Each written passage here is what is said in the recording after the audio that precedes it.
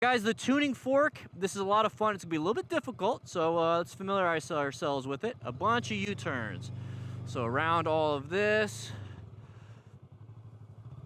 make sure I use all the room I got around all of, oh, not enough counterweight. You saw that. And now we're gonna exit out. So I put my foot down because I didn't use enough counterweight. I used too much handlebar turn, but not enough counterweight onto the outside. But it's okay to put your foot down. You just can't hit a cone, and you have to do the design. That's it. Feet down are fine. You can paddle walk the whole thing. You just can go slow. All right, here we go. A little bit more counterweight. This is the warm up now.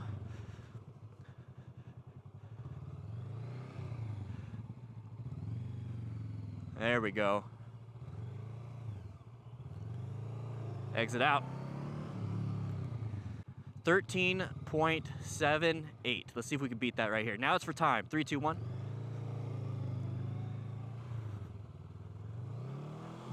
Oh, I almost hit the cone, so I had to take it nice and easy. I don't know if this is gonna be a better time, but that's fine. 13.78 was good. I'll take that. And that's the thing, is you take the best time out of the 3. Yeah, 13.7 was better. All right, guys, we're gonna jump into the next one. It's called the boxer's glove. The boxer's glove, here we go, guys. The boxer's glove, it's gonna be, you guys have seen this before. Let's jump right into it. Warm up around this first part. You have to make sure you go that nice and wide on that. All right, so now we have to go around everything, and just like the bootlace where we have to cut around, or actually the jellyfish now, we do that. It's like a mixture of jellyfish and something new. 14.14. All right, so let's go a little bit wider on this first cone because it makes it a little bit easier. There we go. See how I turned in the handlebars super quick? You can do that, guys. All right, slow it down a little bit here, turn the handlebars, exit out. All right, that's warm up, remember? 12.76. Let's give it some, let's try it now. Let's see, I'm gonna have to go wide on this first one until I get a better strategy. Tell me your guys' strategies in the comments. How do you guys do it? All right, I'm gonna try to cut this part real quick. I'm gonna cut it in, turn, exit. 12.02. Nice. All right, guys. We're gonna go into the next one called the zigzag. All right, guys, we're gonna do the zigzag. This is a lot of fun. It's kind of like the boxer's glove at the beginning, but instead of around everything, we have to cut in again. So 3, 2, 1. So just like the boxer's glove, we're gonna take this first part nice and easy. Oh, not enough counterweight. Remember, we're practicing here. Oh, I didn't do that one very well. Another counterweight. See, yeah, sometimes it happens. Sometimes it happens. This first one is familiarization. So there's a lot of going around small U-turns. So the first three turns are very sharp. So we need to make sure we do nice and wide. Let's try that. So nice and wide on this. Okay, and then we got to turn. And I'm gonna go a little bit wider on this because of this part. And then we're gonna turn, counterweight, give it some throttle. Now we can exit out. All right, let's go ahead and try to give it some speed now. And by speed, I mean this first part, and this next part is difficult. Yeah. We'll give it some speed. How does up, everybody? Oh, it's a little... What's going on there? 1 second. What's up, everybody?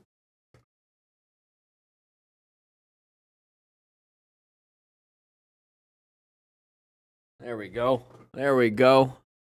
How's everybody doing this week? It's been a while. It's getting cold outside, Weasel. It's getting a little better, at least here in Tucson. It's a little... still warm. Yeah, so how's everybody's week been going? We're gonna get into some crashes and close calls. We got 3 videos from MotoStars today. I took last week off because I needed to do some stuff. I had some issues with the Smart Rider Training Manual. I had to make some adjustments to the curriculum, and I really like this new curriculum. I got chapters 2, 3, 2, 3, 4.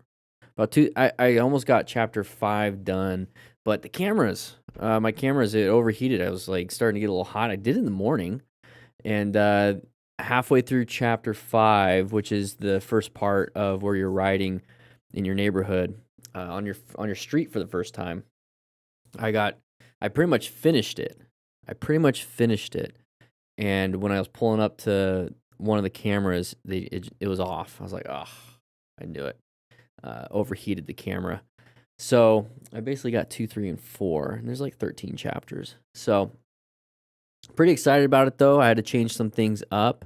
One thing I found out, and I looked it up, I Googled, I chat GPT'd, I AI'd it, and the whole point of the Smart Rider Training Manual is so that you can start practicing in your neighborhood. So like you bought a motorcycle, your friend has a motorcycle, you go over to his house or whatever, and there's the motorcycle right there, right on the street, right in front of the house. Boom, you have your neighborhood street.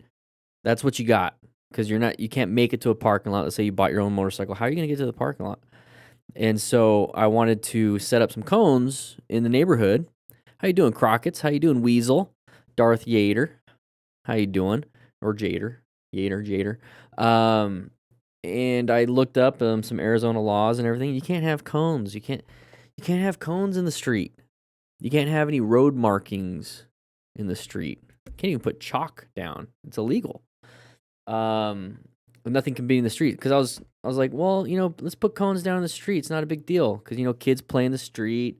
They set up their own stuff. Like hockey net. When I was a kid, and that's actually illegal. I found that out. But cops don't care about the kids stuff. Cops will care about the motorcycle stuff. It's a different kind of social thing. And so I decided to change up the curriculum just a little bit. So there's no cones. No cones in a neighborhood. The only time we're going to use cones is in the parking lot. But how do you get training without cones? Well, you can do it how I did it. And that's what kind of flipped in my mind last week. And that's why I spent some time, and I didn't do a live stream last week. I learned. How did I learn? Because I didn't have MSF. I didn't have any of that stuff. And so what I realized that I did, because I just remembered, it's always been part of the story, is that I would just ride up and down the street. I'd turn around, go down the street, turn around, go down the street, turn around, go to the street, practice friction zone, braking, practicing my U-turns basically at that point. And then I just kept riding through the neighborhood, practicing in the neighborhood. And so I've designed the version 15 at this point, the Smart Rider Training Manual, to where the very first section, the first module, no cones, just you in the neighborhood, practicing, minimum gear, because I was like, well, what kind of gear did I have? I didn't have full gear when I first started. And I can't expect others to do that. So just a helmet, gloves, long shirt, long pants, closed-toed shoes to start. And that's what the MSF requires anyways, as minimum gear. And so, yeah, I started filming. I got basically through what kind of gear to get. So like I just said, the long pants, long shirt, and all that stuff. I got through that. That was chapter 2. Chapter 3, basically motorcycle primary controls, secondary controls, startup procedure, and then chapter 4 just started doing friction zone and some braking practice. And then chapter 5 is actually going up and down the street, and that's the one that the cameras kind of died out on me. So that sucked. That wasn't fun. But we're going to get back into filming. I scheduled myself for Friday to film at least chapter 5 and chapter 6. That's going to be all of module 1. How you doing, Colin? Mad on Meds, how you doing? Yeah, your neighbors would hate. Yeah, that's why the goal, that's a great point. Was it chapter 2, chapter 3? So all the stuff up until going up and down the street, it was only like 22 minutes of footage. Like that's how it was only like I bet you if you did it by yourself, because you're having to learn it, 30 minutes max. And that's including like what gear to get. So you don't even have to be out on the street for that part. So yeah, 20 minutes. 20 minutes max. You're going from you don't know anything on the motorcycle to actually doing friction zone and braking. And then I would give another 15 minutes going up and down the street. 15, 20 minutes going up and down the street. And that's it. So about 35, 40 minutes, 0 to going up and down the street on the motorcycle with your feet up, doing U-turns and figure eights. I feel like that's very possible. And then for however long you want to continue doing this next part, just riding around the neighborhood, you can do that. That could be all you ever do. You might not want to be on the street. You just want to have a fun time cruising around your cool neighborhood. But I would say give that 30 minutes to an hour of just riding around, practicing, doing all that stuff, how the Smart Rider training manual is going to be designed. And then from there, riding out of the neighborhood to a parking lot is going to be the transition for the next module. And then we're going to go over the DMV practice test skills. So like mercy swerving, mercy braking, cone weave. So it's a straight line weave, tight turn from a stop, and then the U-turn. And then hopefully get your endorsement. So I'm going to prep you for your endorsement. And then we're going to go on to all these different roads like mountains, highway, and all that stuff. So I'm pretty excited. It's a really good progression from nothing to everything. So I think it'd be really good. Shmee, I passed my MSF. I popped into our neighborhood Facebook page, showed a photo of my bike, and apologized to people. I made a lot of noise and let them know I was a new rider. I was practicing. That's a great way of doing it. Definitely. How you doing, James from Scotland? How you doing? I live next door to Bingo Hall, Knights of Columbus Hall, so big empty. Perfect. Yeah, a lot of people don't have that, Crockett. Did some riding today. I did some riding yesterday, Solid Snake. Did some riding yesterday. But I'm excited about the Smart Rider training manual. The problem is that it got too hot, and only because of the cameras. The cameras died because they overheated. So this first module, I really only have one more training session. I know the cameras can last at least 20, 30 more minutes. Because I did film 30 minutes before that. And so like, yeah, I can film that. And then once I'm riding, the cameras won't overheat because of the wind. Will help out with that. I think the only times that they might die again is if I'm doing the parking lot exercises for the DMV test. So, guys, like I've told you before, the Smart Rider training manual, it's a big project. It's going to be the foundational stuff of what we do here on this channel. And then since it's going to be so foundational that it's going to be what the Smart Rider crew has as, like, I don't want to say Bible because that's not appropriate, but it's like the not a constitution. That's too much. It's too big of a word, but it's quite literally the staple of the Smart Rider crew. The staple of it, where anything we do, we can go back to that resource. There you go. It's a resource for the crew. We go back to that resource, and then we can do the Smart Rider drills to really, hone out and get really good when it comes to actual slow speed maneuvers. But yeah, I'm super excited about it. It got me thinking. Just a fun idea. Who knows? It's not going to happen right now. A fun idea is because chapter 2 is like what kind of gear to have: long sleeve shirt, long pants, and everything. I want to make a long sleeve shirt, like a DFM Crew or not even DFM Crew. It's now Smart Rider Crew. A Smart Rider Crew logo, front and back. It's like beginner rider. It just says rookie. Like rookie right up here, whatever. It's like beginner rider in training or something. And it's like a bright orange. You know what I mean? Like a bright orange long sleeve shirt. That way you can wear that when you're practicing if you don't have a jacket. If you don't have a motorcycle jacket yet. I don't know. I like that idea. That's fun. It's fun. Something bright and orange because then it shows people that, hey, I'm learning. Horvath, how you doing? You been better? Yeah. Yep. Hope you're better today. We got 3 videos. Might as well, let's get into the classroom. I'm gonna take the elevator. I'll walk down there. Just kidding. I'm gonna take the elevator. I'll see you guys in there.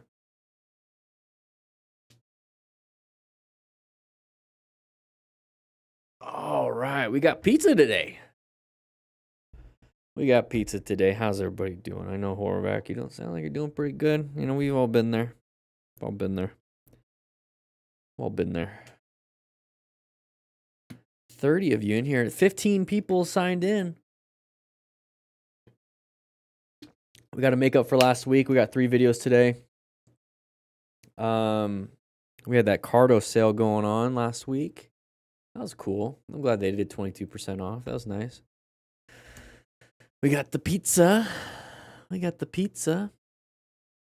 got some Smart Rider drills, once again, still on sale. How you doing, Moto Gaga? Still on sale, 20% off. Yeah, you got to sign into Clash Me. Taking turns racing style with body leaning off bike. My legs hurt. Yeah, it's a leg workout. It can be. That's another thing is we went hiking. I've been doing a little extra cardio here and there. A lot of walking. I'm going to do that after this live stream. I'm going to go out and just walk and plan my whole week. I don't know. I want to chat with you guys for a little bit before we jump into this video. And Horvath, you're in here too. I always love your opinions, dude. I love your opinions. I love everyone's opinions.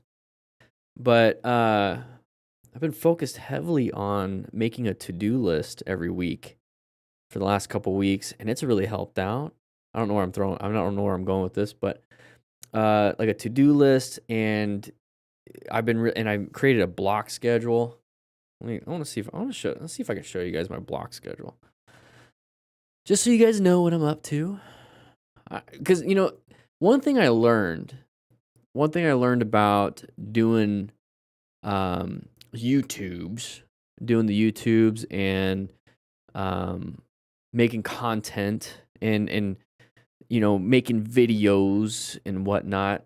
One thing I learned that really has always stood the test of time here is that the more you share with your community about kind of what you're up to and like how you're doing it, it's not. Some people think of it as, oh, he's or she, whoever the influencer is. It's like, oh, they're just showing how like there's like an ego thing. To me, it's not an ego thing because like this is always being adjusted, and I'm just sharing like what I'm currently doing, how I'm doing it, and then if somebody sees it, they're like, oh, that makes sense. Maybe I can adopt some of that stuff. And it's helped out some people. I mean, that's how I do the motorcycle training stuff. And so I do like to share some of the other things when it comes to like my life.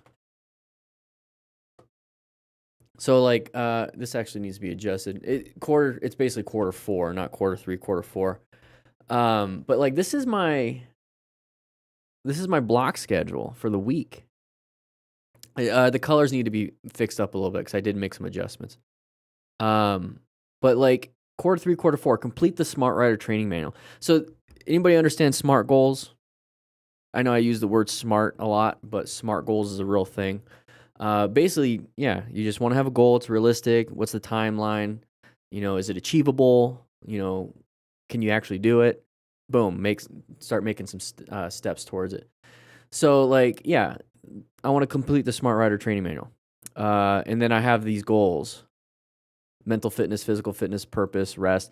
These things have kind of changed. Rest is actually like Sabbath. I changed a lot of it towards Christian principles. But yeah, I wake up not every day at 4:30, but about 5, between 4:30 and 6, depending on the day.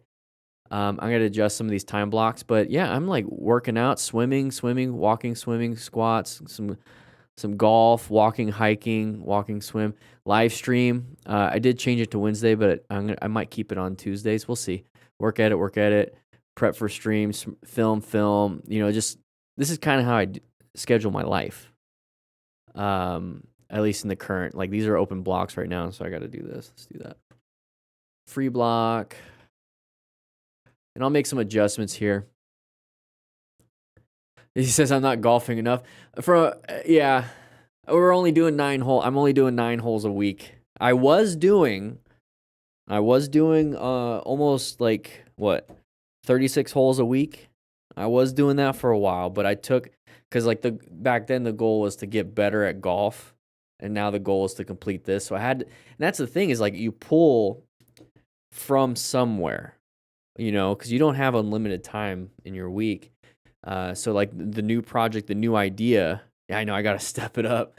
The new idea and the new thing is I want to complete the Smart Rider training manual. So what trade-off do I have to make? And I was like, man, I'm golfing a lot. I can take a trade-off with golf. It does provide a huge benefit to me because I get to hang out with my buddy and we get to talk about this kind of stuff and we keep each other accountable, which is great. And I also wanted to increase my cardio output. So that's why I am doing a lot more cardio, like walking, hiking. I'm going to start rucking hopefully pretty soon. And then making sure I go to bed, 9 o'clock. 9 o'clock because I'm waking up so early. So yeah, my whole focus is that. And it does say like 3 days of work. Like I try my best not to work on Saturday, Sunday. But I'm constantly working on these days too. I just choose that these are free blocks right here. And sometimes when I'm sitting around, I'm like, well, I'm free to work. So I work. So I need to adjust the timing on the left side, but yeah. And then I do ship and fulfill. Let's do this. Oh no. I do ship and fulfill on Fridays. I'll do this.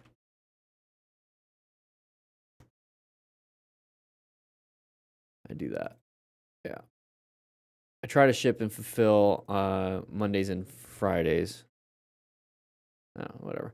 Those of you that order something, which I did ship out yesterday. Yeah, it's just it helps keep me focused. I mean it's a template. It's not something I'm like, okay, what should I be doing now? Do you carry a golf bag with that count? Actually, yeah, that would. I got a sweet golf bag. It has Dan Dan the Fireman on it, embroidered. It's pretty cool. I got it for myself for Christmas like a year and a half ago. No, my birthday like a year and a half ago. Or last year. Creatine is very good for you. It is very good for you. I got some. I need to get back on it. But that's kind of like what I've been up to. And then I've been making a to-do list that matches that. So like, what am I doing today? What am I doing tomorrow? What am I doing? I have like a week to-do list. Little check off marks. But my main focus, so like I said, I focus physical fitness, work, and everything. So yeah, I did create like a new mission, vision, value statement. And I have it printed out here. And so like, yeah, my core values, like my vocation, stewardship, servanthood, Sabbath, and abiding. There's a few things in there. It's all pretty much faith-based. It works for me really well. And so part of it is like the vocation. So that's my work. I'm focusing heavily on my work. What's the main goal? Smart Rider training manual. Stewardship is my friendships and relationships. So making sure I, maintain and take care of them. Servanthood, it kind of goes with my vocation, which is what I really wanted to do for work, is that as long as I'm serving somebody and I can get paid for it, that'd be great. But the main thing is to service. And then Sabbath is to like actually take rest. Like I have a tough time taking rest. Let me put this back. I have a tough time taking rest. And then abiding is kind of being aware of what's happening, being present of the situation and where I'm at in life. So I've been focused on that. And what do we got? What do we got coming up? What did you guys do this weekend? Sumo squat, tip, drop your bike, and pick it back. yeah. Jesus. What do we got? So, yeah, I got a lot of work this week. I got safety team this Sunday. I'll be at church. Protecting people. Hopefully nothing happens. Hopefully nobody gets sick or injured. I got golf next week. And then next week, in about 9 days from now, I'll be in Michigan hosting a seminar with Tremoto. Got my magnet. With Tremoto talking about rescue. So that's going to be a lot of fun. But I'll be in Michigan next week for that. Then after that, it is straight up work, vacation, work, vacation, work, holidays, work. Michigan State University, so Lansing.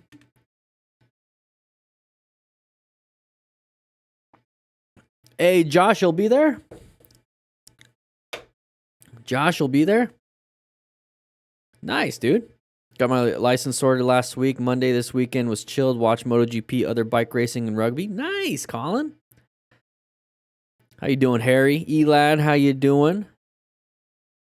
Take a road trip, ride the Mackinac.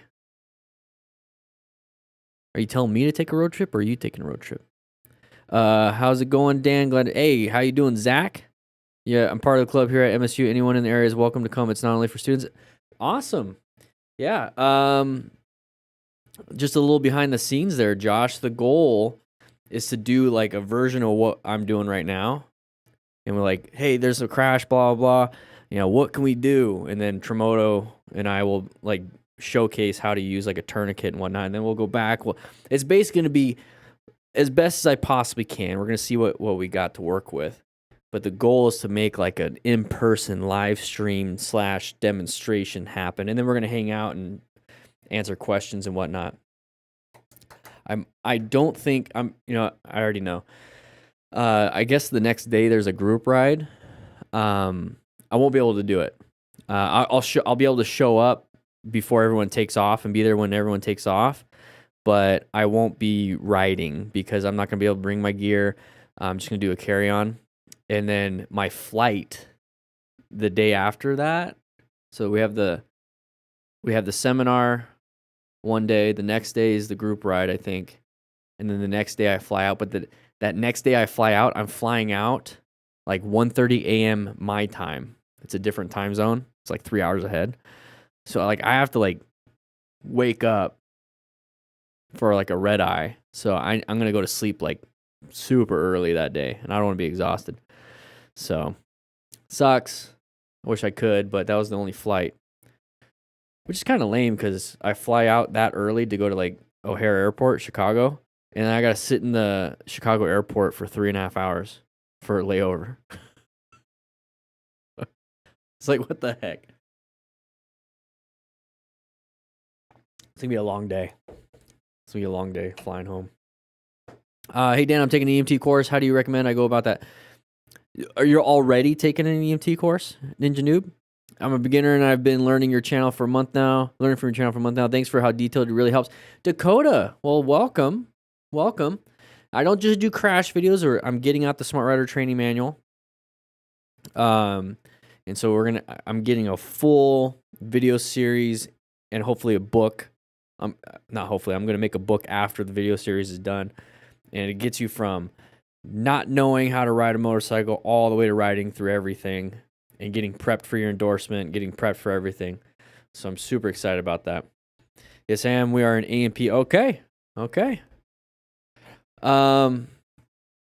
It's the physical copy of the manual isn't even the digital's not done. I'm still filming the video series, Alex, but the Smart Rider training drills, all the parking lot drills to get you better, you basically already have to know how to ride. So what I'm trying to do with the Smart Rider training manual is get you to how to ride, like get you to learn it, and then you can do this. So I'm filming that beginner. It's almost like it's not a competition, but it might compete with the MSF course in terms of it's a different audience, different type of people. And if anything, it's also like a prep course for the MSF if you already have your motorcycle. So you're an AMP. Dude, don't fall behind. Don't fall behind. If you need to do study groups, do study groups. Make your own flashcards. Do not fall. Once you start falling behind, I've seen it. Some people don't catch up. They don't catch up because I'm assuming it's probably like more of an accelerated course. It's usually how EMT courses or academies go. Don't fall behind. Pay attention in class. Volunteer as much as you can for the practical skills, like BVM and all that stuff, all those like practical skills. Do practice to the point where it's boring.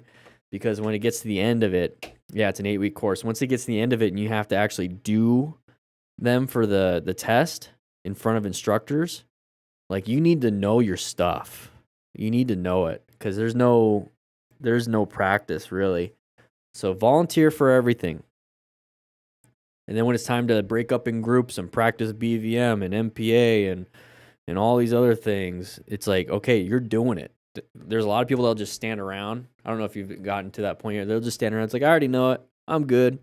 It's like, it doesn't matter if you already know it. Just keep doing the hands, do the stuff.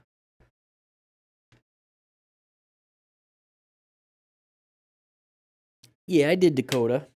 All right. So anyways, we got some people in here. We got 50 people in here. We got 50 people in class. Make sure you grab a slice of pizza. Grab a slice of pizza. We're going to jump into this first video. Let's see what it looks like. I got to get my pen out. Hey everyone, in today's Hey everyone. checking out some crazy situations Okay. these riders had to deal with. Looks like a car went the wrong way. Oh, we got to get this I off hope you there. can That's learn my something pen. from them, so check this out and ride safe. What the heck was he trying to do there? He was rev bombing it and then dumped the clutch. From them, so check this out and ride safe.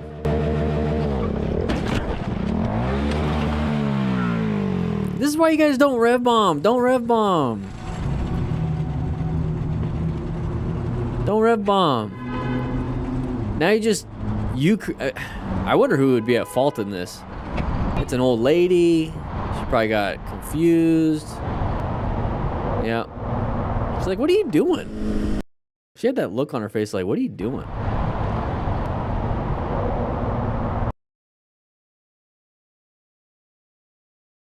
She kind of looks like me. What the heck was that? All right, we're going to go over that video. This one came out 5 days ago. Came out 5 days ago. Yeah, it looks like, yeah, seriously. Yes, me.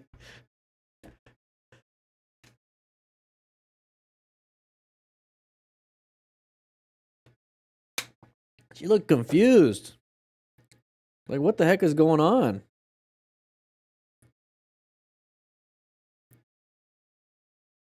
All right. So we got that going. We got the pen out. Okay, we got that.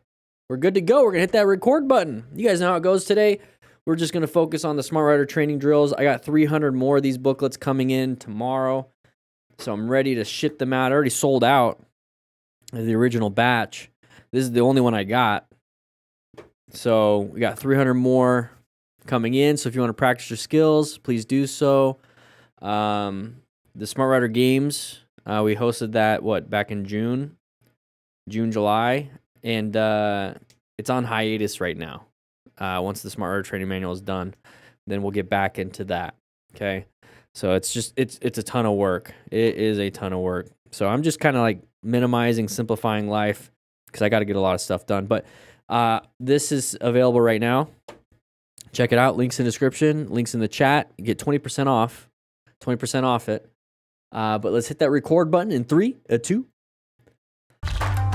What is up, everybody? Dan the Fireman here. We have a MotoStars video, and let's go ahead and check it out, see what happens. In this episode, we are checking out some crazy situations Exactly. these riders had to deal with.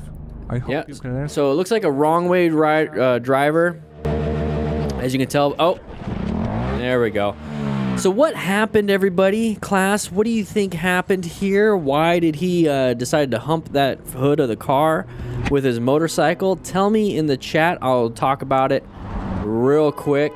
A little bit of damage, not too big of a deal, but let's go ahead and take a look. Okay, so we have a wrong way driver here. Okay, you can tell Check this out then. real quick, not because the guy's being a bully, but you can tell I have an arrow here. Okay, we're doing some accident reconstruction. All right, so obviously going down the wrong way, and we have a motorcycle rider being kind of a D-bag and rev bombing and everything. So he's rev bombing, right? Why did that happen? Okay, so what do you do when you rev bomb? So he's probably in gear, so first gear, right? Probably in first gear. He's pulling in the clutch on the left hand, and he's giving it some revs. He's rev bombing. Now, why did it move? Because normally, I don't know what I'm doing with this hand, but why did it move? Why did his bike move? When you rev bomb, nothing happens. You have the clutch. Oh, he left the clutch out. Accidentally let the clutch out. With the RPM super high, what do you think happens? Boom, does that whole whiskey throttle type thing. Well, he did that, and he hit the front bumper of this car, hit the hood. So when I tell you guys, stop rev bombing, that could happen if you're not paying attention. You accidentally dump the clutch. You act like an idiot. You look like an idiot. You damage the vehicle. It's all messed up. You damaged your bike when it could have been a non-issue. You look like a dummy. So,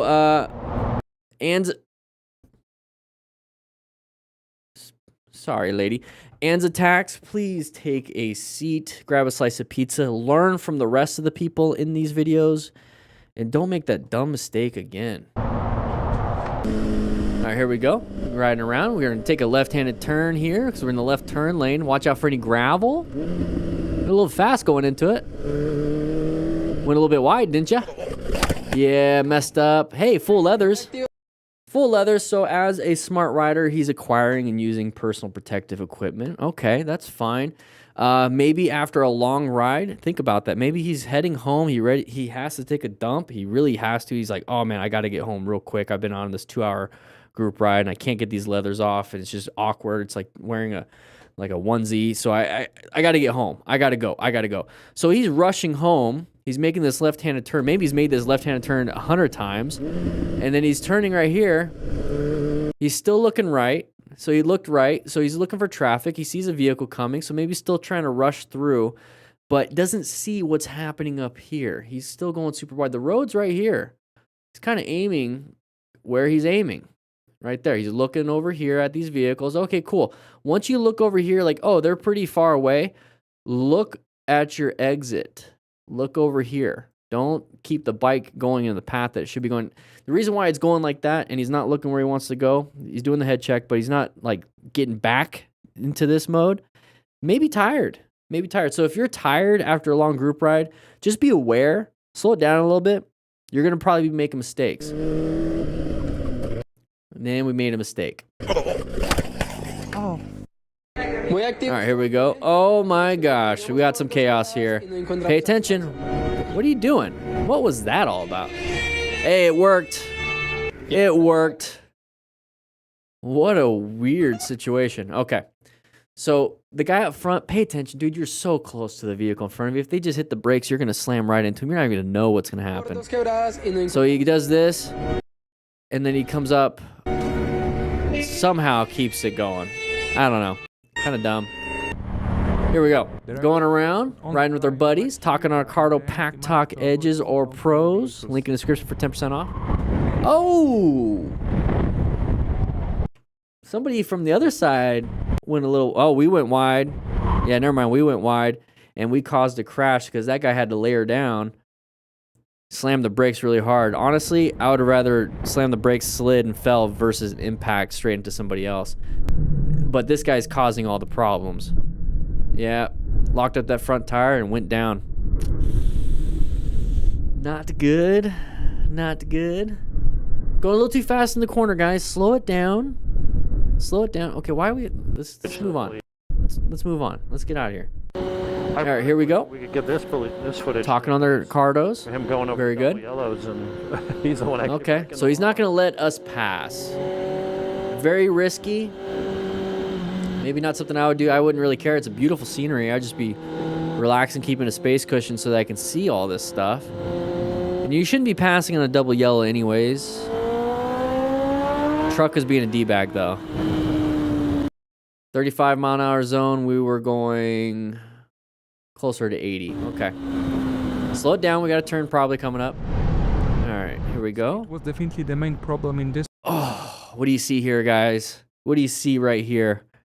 What do you see? An open lane pattern. You know, big trucks, it's going to take them a little bit to get into our lane, but if there's like a bunch of cars like this and we have this big open lane right here, I'd always be concerned somebody's going to want to come out. Okay, so what I'd be doing in this situation if I see this, remember we're supposed to be planning our ride, so we're locating this hazardous situation. Anybody creeping out is going to be immediately an active threat because we're in this lane. So what I want to do is I want to keep a space cushion, so I'm going to ride closer to the right side.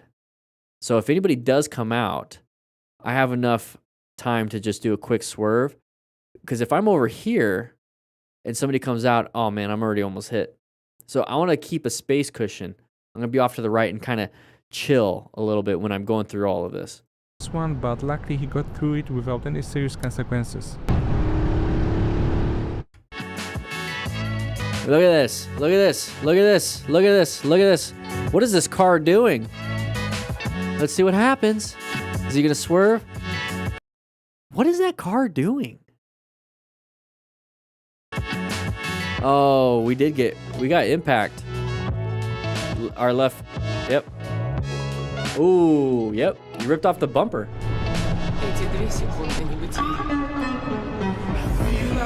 Got very lucky.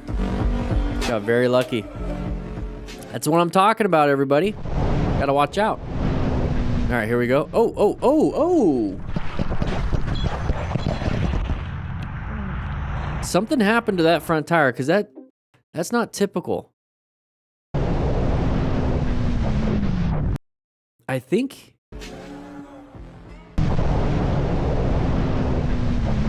something with a bump. Something with a bump right here. Something with a bump. I want to say that big tar snake right there, but still. So you see how the front end, when it goes over the bump, it raises? Yeah, that wasn't a front brake grab traction endo over. I think there's a bump in the road. It's pretty nuts that there is. It's almost like a speed bump at this point. Well, it hit that front end. Okay. Not a big deal. It hit that front end, but you have a back tire, so it hit the back tire. And what happened with that is that it hit the back tire hard enough, the suspension hit him in the butt through the seat, which caused him to go up and over. So he hit it pretty hard. So whenever you're going over like speed bumps or train tracks or anything that you know that there's going to be a bump like that, what you want to do is lift your butt up off the seat a little bit. Use your legs to be suspension and shock absorber. So lift your butt up a little bit off the seat. So when that back end does come up, it's just going to tap you in the butt. It's gonna like a little smack on your butt. Yeah, like that. Yeah, like that. Anyways, instead of your butt here, and it's going to launch you off. That sucks. Maybe a little bit of brake too, because he panicked. Hope you're doing good, Aries. All right. Oh, somebody decided to crash into us. Ah, look at that wrist. They got an impact, a little impact. Hopefully nothing too bad. Let's take a look. Oh, yep, never mind. It's pretty bad. That is a broken radius or ulna. I can't really tell I'm not a X-ray tech or anything, but definitely broken somewhere. One of these. I don't know how he's twisted. Looks like it could be radius or ulna. Yeah. Let's see what that impact looks like. Yoink. It's broken. Yeah.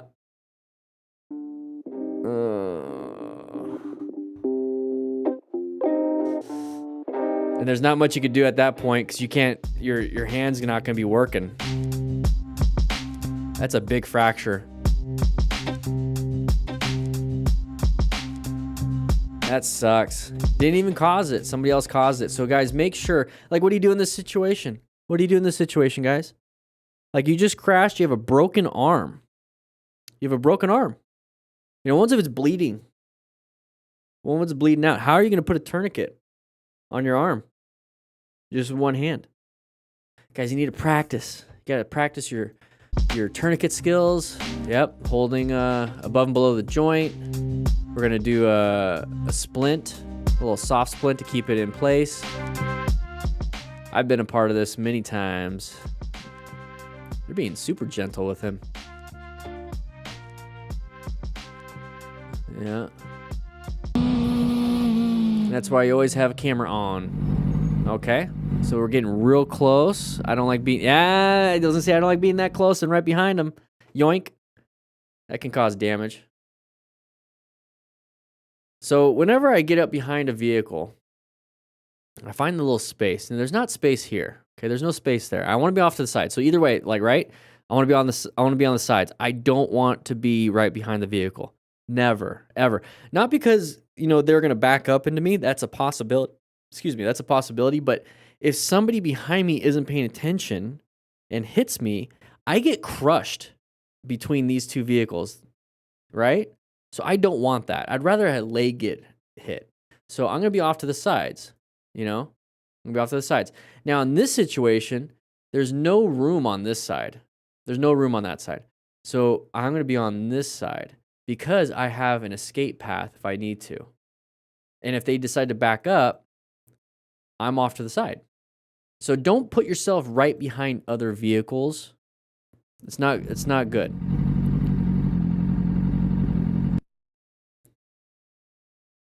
Ugh, that sucks. That sucks.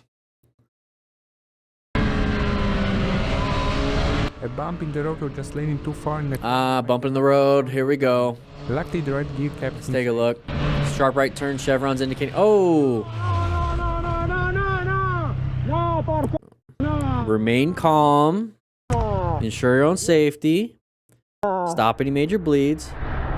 I don't think it was a bump in the road. Did you guys see that? I don't think it was a bump in the road. Let's take a look one more time. No, I don't think it was a bump in the road. I think the bump in the road was his foot hitting the ground. Let's go ahead and I think I could do this. Yeah, slower. There's his foot right there. There's his foot hitting. There's his foot. And then it causes everything to get messed up. So when I tell you guys, when you're freaking out on those turns and the natural instinct is to put your foot down for some reason, I don't know why, and it's going to launch your foot back, it's kind of the same thing here. If we're getting super leaned far down and our foot catches, it's going to do the same thing, but now we're leaning super far. So there is a certain way to put your foot on the pedals. Instead of like this, you're kind of like doing this and on your toes, basically. That way you have it. But that's an advanced skill. You need to learn that. So that's what happened. He got his foot caught. Okay. I'd be concerned about his ankle. Could twist his ankle up pretty good. A little bit of abrasions on the leathers. The leathers did its job. Yeah, that's why the boots have the front protection sliders for that. It'll just slide across versus grip. Offensive rider. Oh, do we have an after action review? Diogo zone. Diogo zone. Oh, water. Going.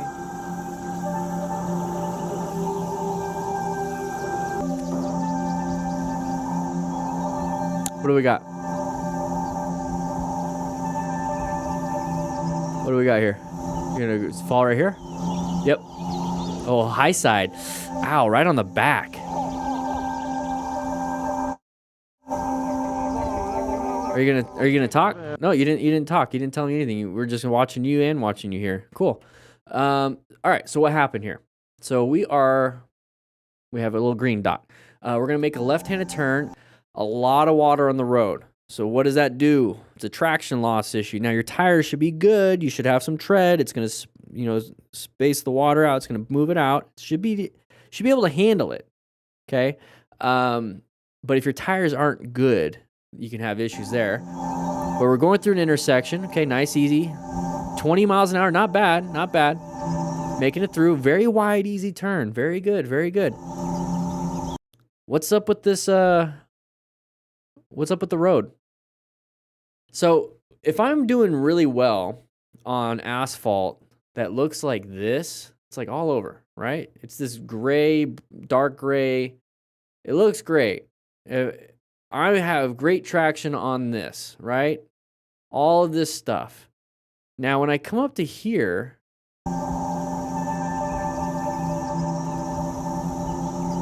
and I see something completely different, I don't know what that traction is going to look like. I don't know what it's going to look like. I've been trusting this part of the road, this color of the road, this whole time, doing fine. I'm not going to chance it on something that looks like it's under repair. So when I'm going through this turn and I see this, I'm making a quick adjustment to stay on the regular asphalt. I'm trying to avoid anything that looks weird. So pick out the uncommon stuff, stay away from the uncommon stuff.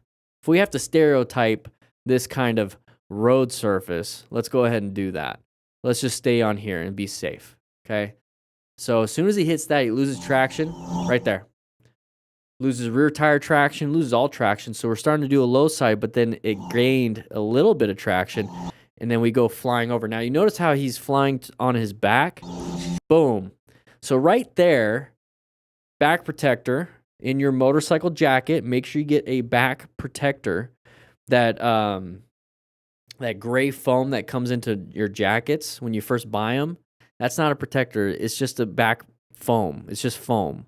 It's for comfort. It's actually even more comfortable not even to have that in there. So you need to get an aftermarket or something. You need to buy a CE level 2 back protector that will fit inside of it to protect your spine, because when something like this happens and you hit your spine, you can break off the little pieces. You ever seen a spine, the bone? On the very end, there's like these little points. Those are called little step-offs. I don't know what the exact name is, but we call them step-offs as EMTs. Those can break off, and that's painful. You can get herniated discs and whatnot. All the back problems that you could ever think about could happen just because of this right here. And what you don't see is the back of his head is smacking the ground hard. The back of his head, the base of the skull right here, the part where you don't want to have internal bleeding, the part where you don't want to have a break in the first 4, honestly, any cervical spine part, but you definitely don't want the first 4 to break because that's where your brainstem is sitting in. And if you break part of your brainstem, you just lost all ability to breathe. So you want to protect the base of, especially the back, man. You want to protect all the skull, but he has hopefully a helmet because he has the camera on the helmet. So this is a good video on why you should have a motorcycle jacket with a back protector and a helmet. You couldn't control this. You can't be like a lot of the people say, oh, I'm just going to put my hands down. I'm going to protect myself. I'm able to do this. I'm able to do that when I'm hitting the ground. No, you're not going to be able to. You're not going to be able to. Wear gear or an airbag like Horovac, airbag vest. Even better, install a seatbelt on your motorcycle. Just kidding, you can't do that. I wouldn't do that. Anyways, here we go. Oh, jeez.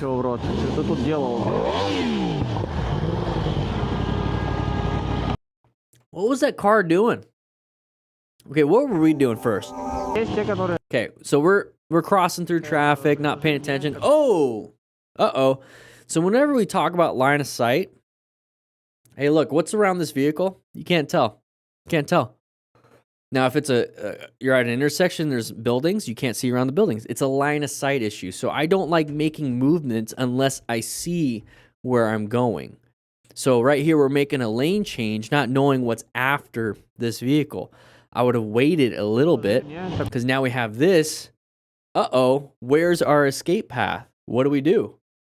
Okay, well, he found one. Found one right here. Perfect, right? That's great. Don't put yourself in that situation first. Then what is this car doing, though? Because, like, it's turning into the truck. They're side by side with the truck turning into the truck. So, to me, this feels a little malicious. Because if the motorcycle wasn't there, and this car was going to turn into the truck, they're going to hit the truck. It's a little malicious. Or they weren't paying attention. Either way, pull off the side of the road, double check your pants, because you probably pooped them. All right, here we go. Hey, we're watching each other. Good job, look at that. He's got his camera all hooked up and everything. All right, let's take a look. Nighttime riding, we have issues with visibility. We can't see much. You see how the lights kind of blend everybody together? Of course, it was malicious, the Russians.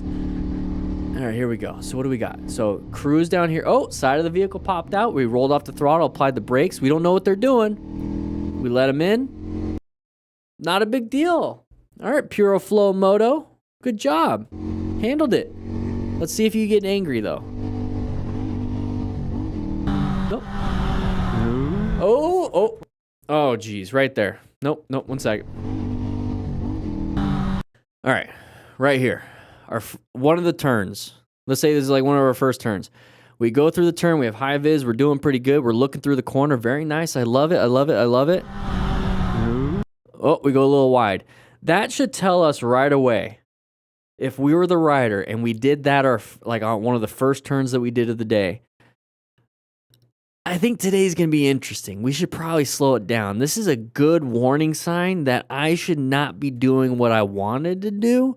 I need to pivot and make some adjustments to possibly slow it down and just kind of cruise today. Today's not the day. Today's just not the day. Let's see what happens. After quite a struggle, this rider managed to get through a pretty demanding corner. The rider behind didn't make it, but thankfully he came out of it without any serious injuries. Okay, so the person behind him. Listen to music. Is that a cop?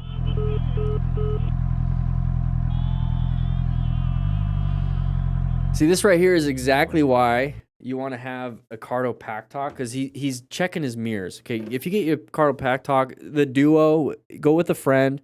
You get 2 of them in the duo, and this way he can tell you, hey, I crashed, instead of you like constantly paying attention in your mirrors, like, did my buddy crash? Did I, like, what's going on? Like, you confused. You can talk to each other. And then right here, let's see if he does the slow speed maneuver pretty well. Nope, you can't really tell. He did a nice little U-turn. Oh, is this his buddy? Ah, that's why he went wide. He went wide. He was speeding up before the corner to pass his buddy. Okay.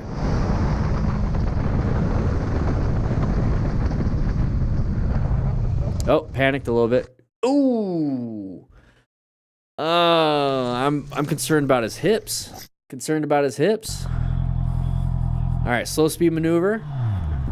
Oh, you struggling with it? Guys, if you don't want to struggle with your U-turns and your slow speed maneuvers, grab yourself the Smart Rider training drill book. You get all 24 drills, all different drills. You set the cones up once, you don't have to move them again. You can do different drills. It goes from absolute beginner, easy, moderate, hard, and expert level. Check it out. Links in the description. 20% off. Use the discount code that's on there. It comes with a cone kit if you want to get that, and it comes with a digital version no matter which one you buy. So you can do better on these U-turns right here. Yeah, they both kind of screwed up on this.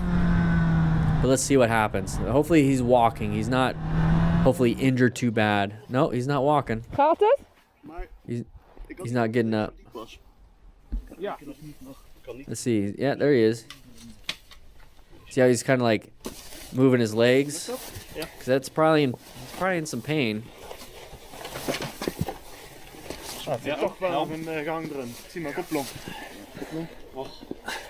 The Riding Dutchman. All right, here we go. What do we got here? We're going to go through the corner, get our knee down. Yeah, boy. Good vision. You see how he's looking through the turn? He just lost traction. Look at that. See, when I tell you guys to look through the turn, look at him. He's looking. I want you guys looking. Not sit here and like use your eyes. I want you to point your face. Point your face to where you need to go. You're constantly pointing your face.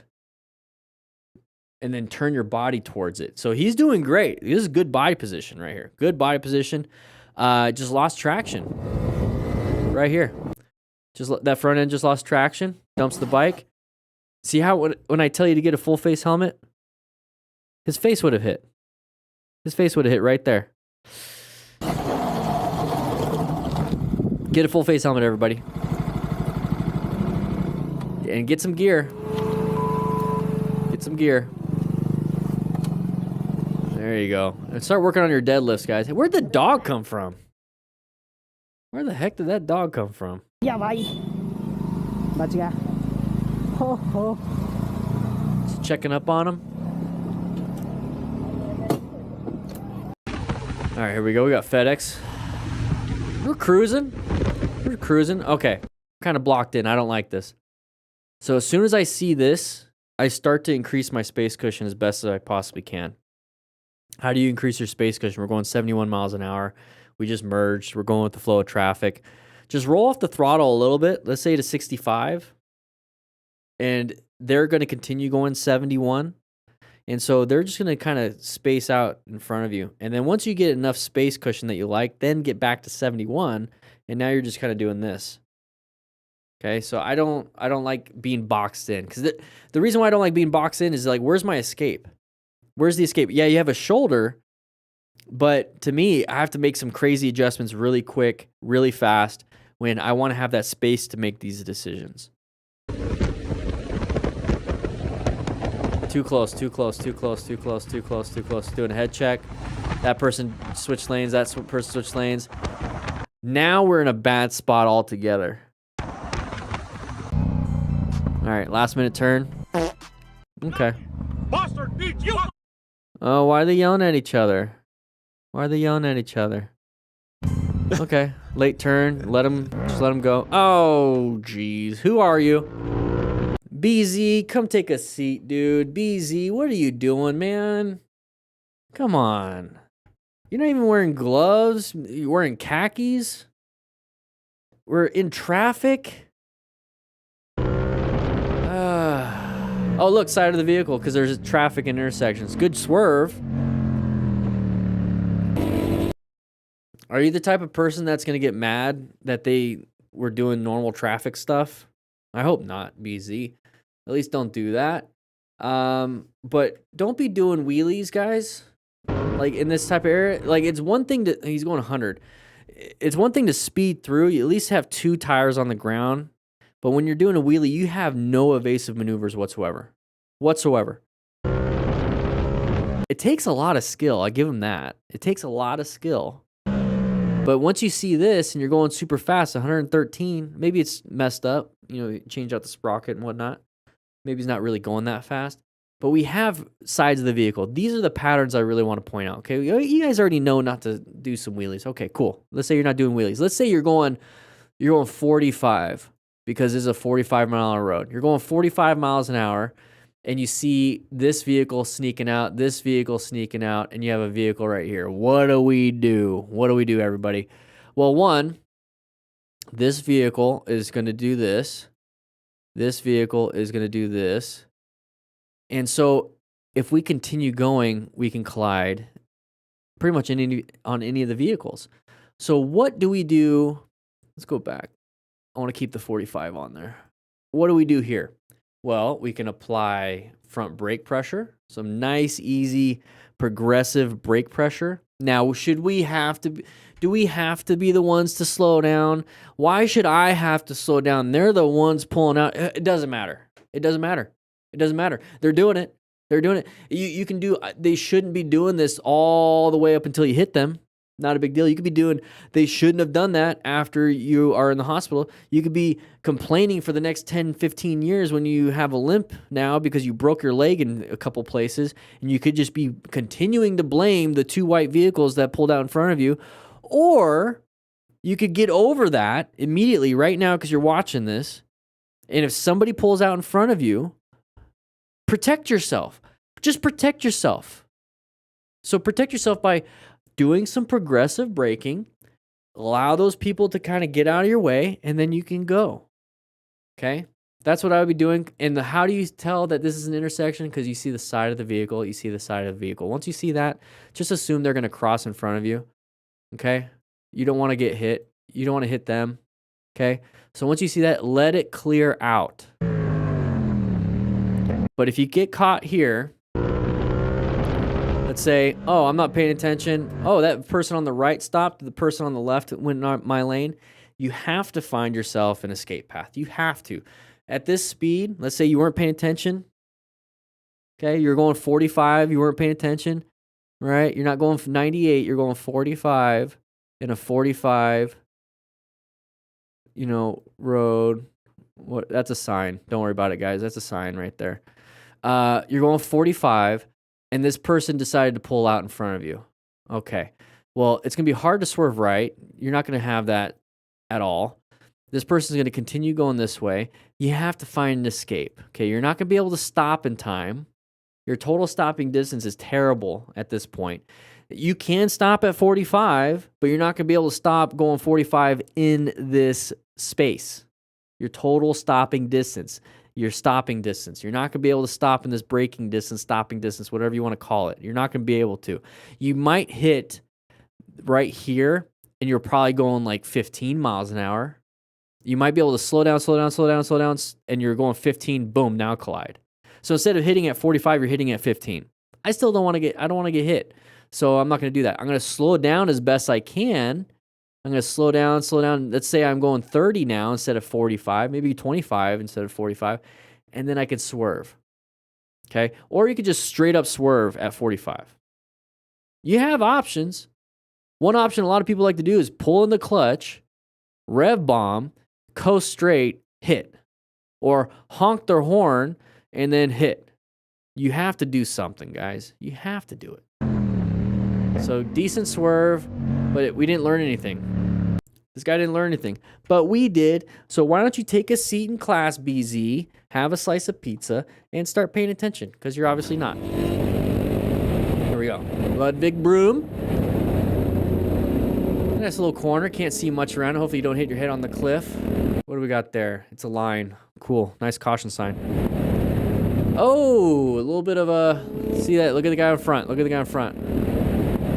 Slam the rear brake a little too hard. A little bit of rear brake. Locked up that rear brake. Locked up that rear brake. Brand new rider. Panicked. Probably came from car driving.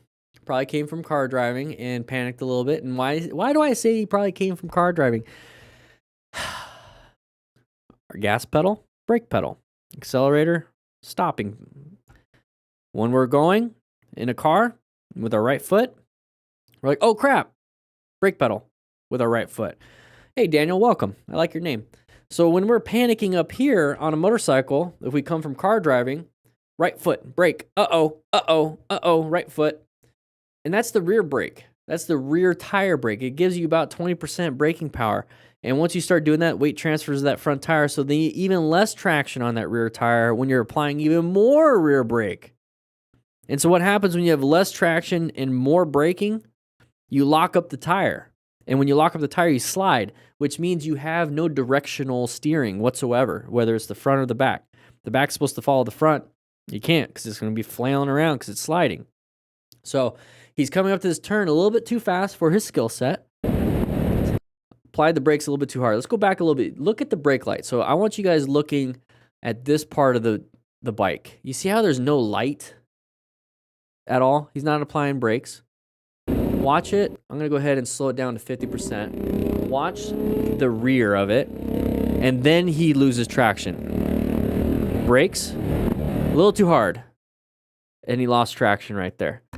That right there is too much rear brake. Now, if you're going to a corner and you're going too fast, use your right hand.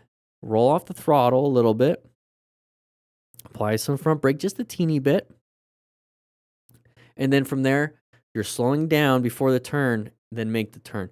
If you want to, you can learn trail braking. That's exactly it. You're rolling off the throttle a little bit, applying some front brakes, and then you're going through the turn with a little bit of a front brake, and you're releasing the front brake and giving it throttle a little bit at the same time. That's why I call it an advanced skill, because you're combining two different things in one. You can mess it up on either one. That's why I always tell new riders, don't worry about trail braking right off the bat.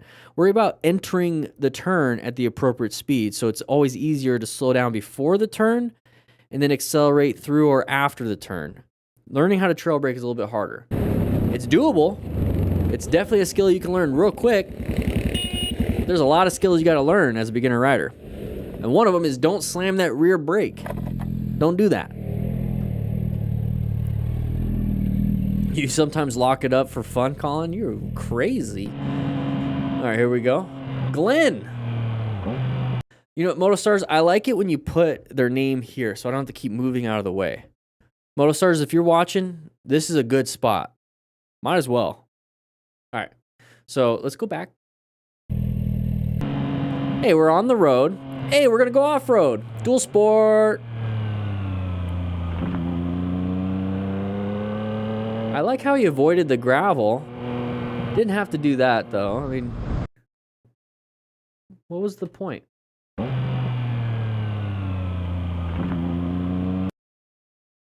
I don't know what the point of that one was, MotoStars, but let's go ahead and make it an educational thing. So we're going from asphalt to like a dirt road. A lot of people get in trouble here is that they accelerate continuously through it. But the moment you go from traction to less traction with that same acceleration or even more acceleration, sometimes that rear tire can spin on you once it touches that dirt.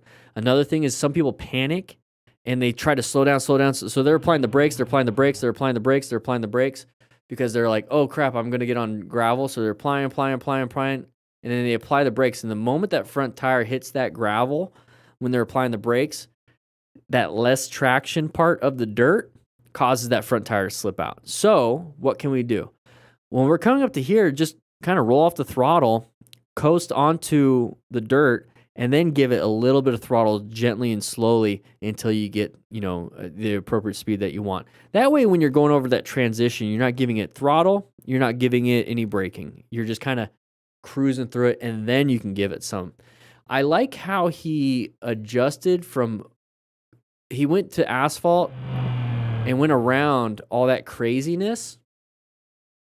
And then he's moving on. It looks like we're on asphalt again. So maybe there's just a big dirt pile. So everyone went through the dirt pile. I like how this person stayed on the asphalt part. So that was pretty good. Yeah, it looks like still asphalt. But that was a good idea when it comes to transitioning. But he avoided the actual dirt. So that was really good.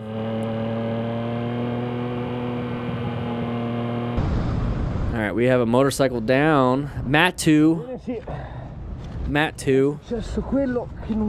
Oh! 1 second, Mat 2. What do we got here? Sometimes, okay, good. MotoStars sometimes does it. Mat 2, what do we got? Mat 2, I know you probably didn't.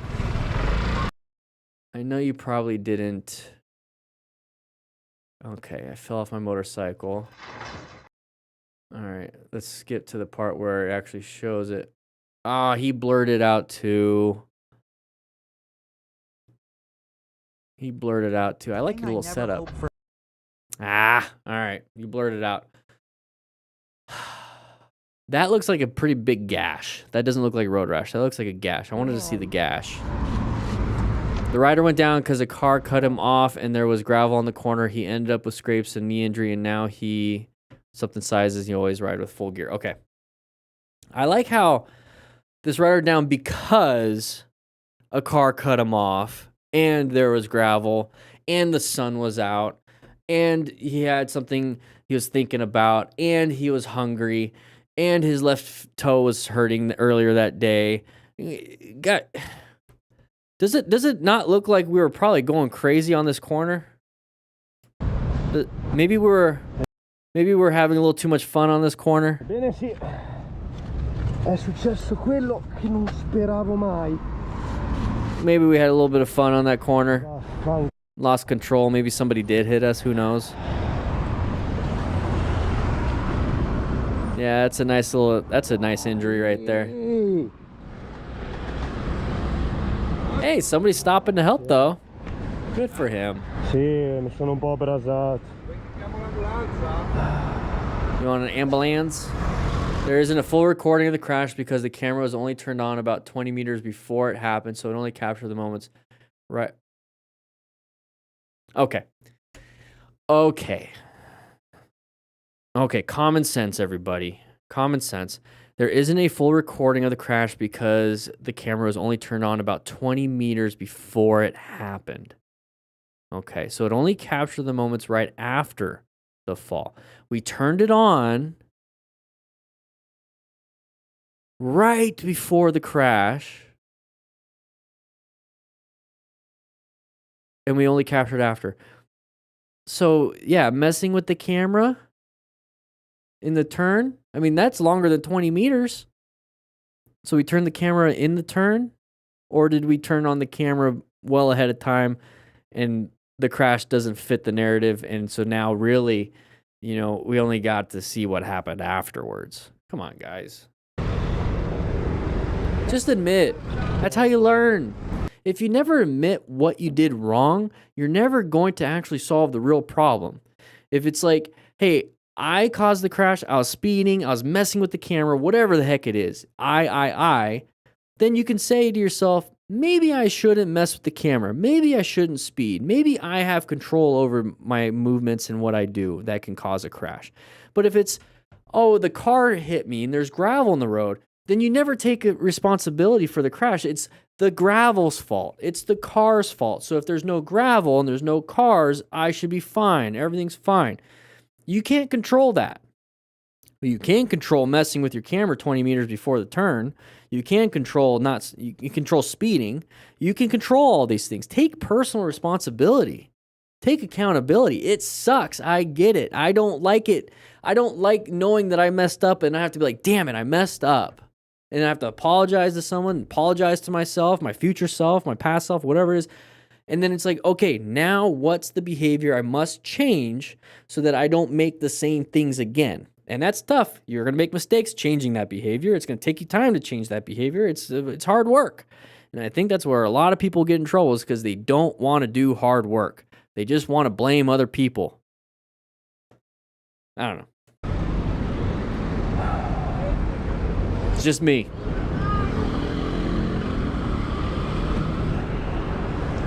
They didn't help. Come on, Matt, too. Oh my gosh.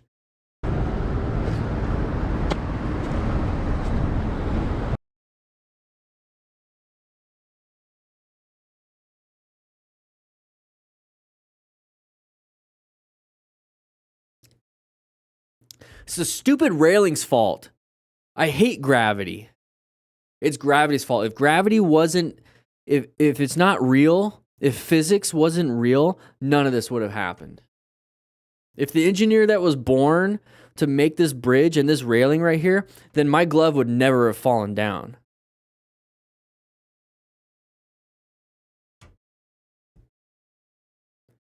Matt, too, take a seat, have a pizza. With that said, I hope you guys ride safe, be safe. I'll see you guys on the live streams. We're going to be doing Tuesdays or Wednesdays at 11 a.m. Mountain Standard Time, at least every week. Hit that subscribe button, hit that notification bell button, and I'll see you guys on the next live stream. All right, we got more videos, guys. We got more videos. Matt 2. What is up with this, Matt 2? I didn't get a thumbnail. You're absolutely right. That's fine. I'll grab one. I'll do a screen grab on the editing. Oh my gosh. You got the UK, you got this thing? Oh, I got cut in half. You got the Motorcycle Roadcraft book? It's pretty crazy. You're going to learn, if you actually like read it and pay attention to it, you're going to learn so much. You're going to learn a lot. A lot of it's common sense, and that's kind of what I teach too. But it puts common sense into words, if that makes sense. Sense. Total sense. All right. Let's take a look. What's this first one? Let's take this first one. All right, what's going on here? Today we are starting with a situation where the rider went for a pretty risky overtake and... What the heck was this? Dude, motorcycle riders? What are you doing, dude? Your mirror slapped her butt, man. got a painful lesson in return. I wanna...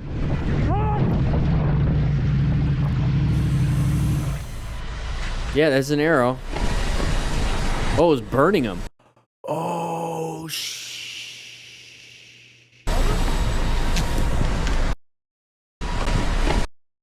Yep, burning him.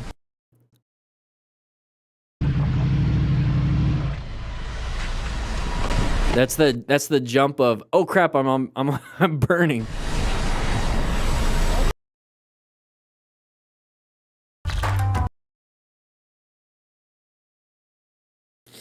Yeah, so we're gonna get over that one. That dude was a little lame. All right, let's take a look at this one, guys. 3, a 2, a 1. All right, everybody, we have a Moto Stars video. Yes, it's educational purposes only, but we're going to go over the plan method. We're going to figure out what happened, how it happened. Let's see what happens. All right, so motorcycle riding. We'll start with a situation where the rider went Passing on the right, not very smart. and got a paper Dude. in return. Chill.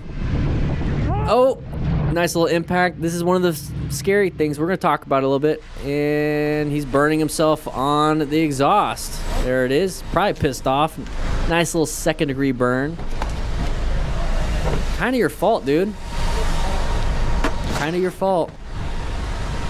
I'm gonna shake your hand. I just hit you. All right, let's take. Oh, that guy's gonna crash. Let's take a look at this. Okay, so we're passing on the right. You notice how all the cars. There's no common sense here. You notice how all the cars are parked in like this. Why are they like that? Because cars can just do this. You know what I mean?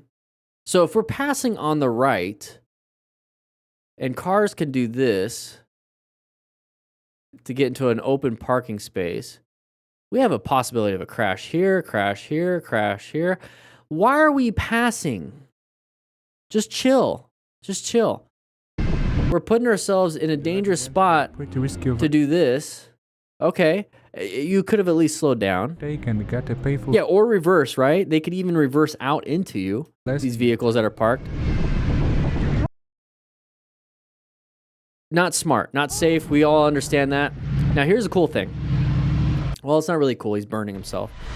So you have that hot exhaust, hot metal, right? So there's the exhaust, you know, the little exhaust right there. That doesn't look like an exhaust, but you know where it's at. But all these little hot pieces, and there's the inside of our leg touching. Okay, you're not going to know that you're actually touching the hot part until it starts registering into your body. But once it's done that, you're already getting a second-degree burn. Not fun. There's the second-degree burn. Now, this is why I like to wear motorcycle boots that go up a little bit higher and then motorcycle pants that go on top of the boots. So, you know, you put your foot inside. So it's a high boot. It's about mid-calf for me. There's my leg. I'm wearing no shoes. But let's see if I could do this. So about mid-calf. Oh, my gosh. Mid-calf. Okay, I can't do it. Mid-calf. And then the pants go over that. So then it's like double protected. And so I'm not going to have this. Don't wear below ankle shoes. That's not going to protect you in a crash at all. It's going to fly off. And he's burning himself. Not fun. Not fun.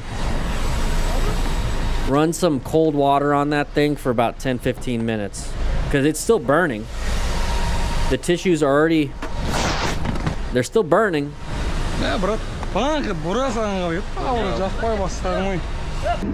Oh, jeez. Oh. Oh, my God. Oh, my God. Oh my god! Oh, my God. Oh, my God. Oh, my God. Oh, my God. All right. Unfortunate, but we good. Now, let's hear the pro riders tell me what I did wrong. Well, one... You hit the car like 6 times. Oh my god! Like, what's up with that? Why did you do that? All right. Well, you don't give us a lot of context. I feel like, what's your name? What? One second. Let's bring your name up. Ice Cricey. Ice Cricey. Icy. Okay, so Ice Cricey, let's go ahead and take a seat here, Ice Cricey. Grab a slice of pizza. You say you want to know the pro riders and what they think. Well, I'm not a pro rider, but I do have a YouTube channel that is focused heavily on crash after action reviews, and I've seen thousands and thousands of motorcycle crashes, and you look an awful lot like one of them, okay, that I've gone over probably a couple hundred times. So you are obviously not sharing what you're doing beforehand at all. Not sharing what you're doing beforehand. You're obviously, the first frame of the video, not this guy shaking hands,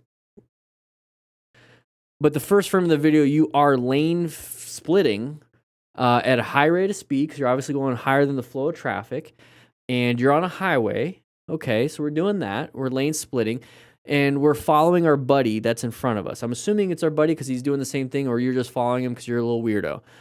or stalker or whatever. So we're lane splitting.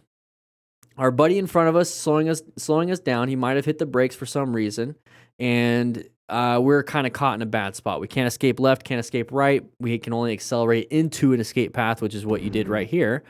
You're definitely not going 49 miles an hour. I don't know if your speedometer is not working or whatnot, or maybe traffic is really slow and you're speeding through slow traffic. Either way, you're not going the flow of traffic.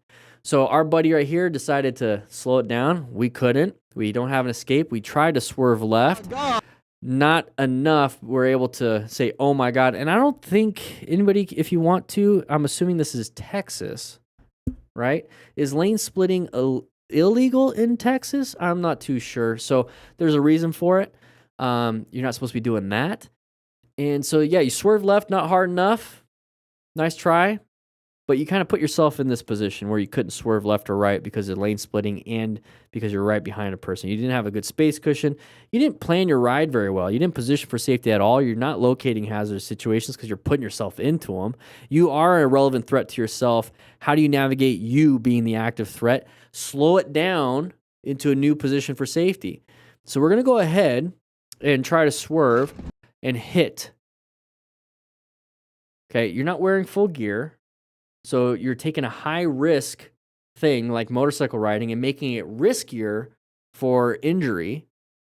You're lane splitting higher than the flow of traffic, much higher than the flow of traffic. So even you're taking way too many risks. Oh my God. Oh my God. Oh my God. So tell me what I did wrong. Lane splitting at high flow traffic in a state that I think it's illegal in. Not having an escape path, not planning your ride. All you're doing is just kind of going. You're just going. There's no plan. There's no strategy. There's nothing going on. You're just going. I'm going to go from here to there at whatever speed, whatever I feel like. You're basically going on feels. You're going on the vibes. You're riding on the vibes. You're riding on the feels. You're not riding using your prefrontal cortex at all. There's no strategy. There's no paying attention. It's just what I feel. I'm sorry, but the world does not run on feelings. It runs on logic for the most part. Yeah, what do you do wrong? Riding without knowing how. Oh, we're going to run a... Oh, my...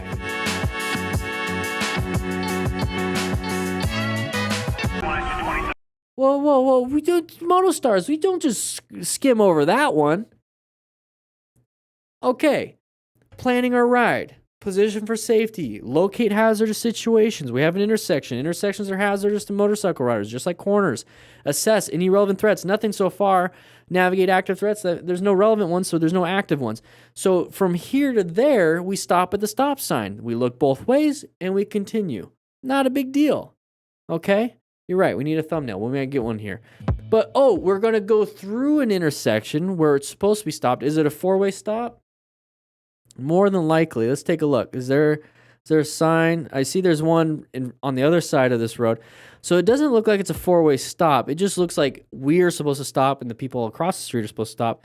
And this is traffic that doesn't stop. Okay, very cool. We see the side of the vehicle. A little bit too late, can't do much about it. We try to swerve right in front of the vehicle instead of applying the brakes. And there's the impact. Okay, we got T-boned. And just in case, we need a thumbnail.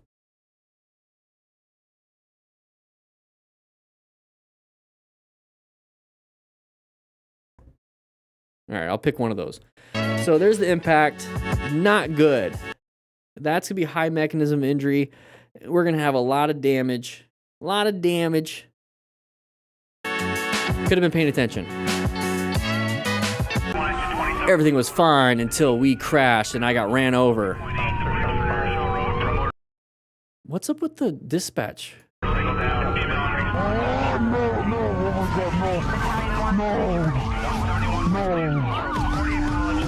Remain calm.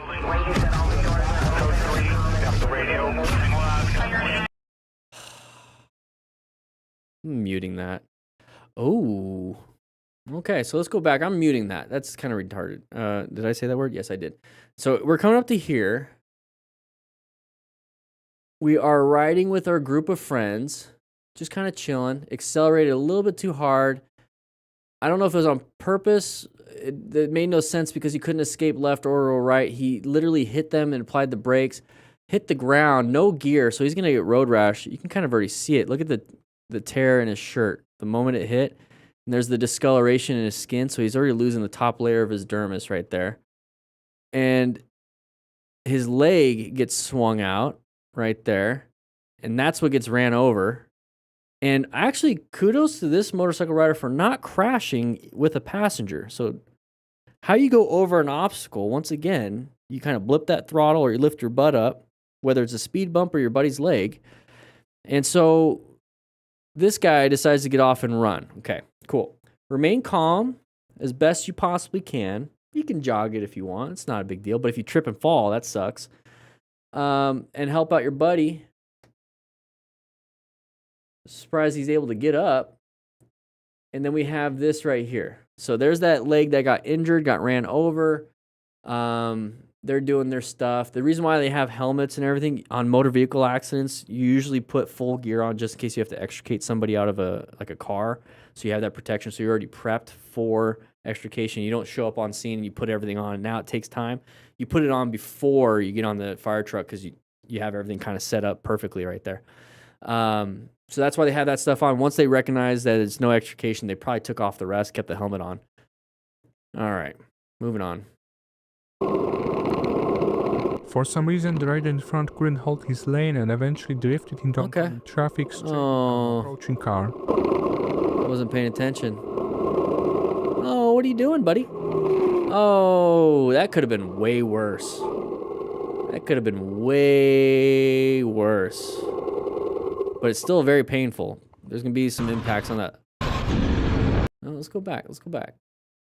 All right. So maybe a new rider, not used to coloring within the lines, not used to that. It's kind of big movements on the handlebars versus tiny adjustments. You've seen those people driving, they make these big adjustments going from one side of the lane to the other when it should be just tiny little adjustments. Well, probably big movements, not tiny adjustments. So that's what we have here, kind of going all over the place. On approaching car. Here, though, you can see the tires kind of moving. Probably target fixated. It's like, oh, crap, there's a car there. I'm going to look at the car. And, well, if you're looking at the car, that's where you're going. Wherever you look is where you go, for the most part, unless you're really cool and you can ride blind, which I don't recommend. But where you're looking and turning your head is probably where you're going. Where you focus is where you're going. That's in life too, guys. A little smart rider tip there. What you focus on is what you get. So if you're focusing on the Toyota Sienna, you're going to run into the Toyota Sienna. Thankfully, it wasn't a full head-on. That person would be dead. It was a nice little clip angular incident, but that right knee definitely got hit. And then the right knee, right hip, right shoulder, right part of the head got hit. And now we're all over the place, a little bit of road rash. Not fun. That's one of the big scary things when it comes to riding as a new rider. You start having tons of little panic moments.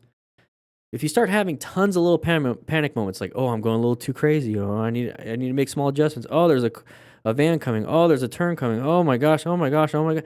Having these tiny panic moments. If you're having too many of them and you're starting to stress yourself out, stick to the neighborhood. Don't start riding on the road.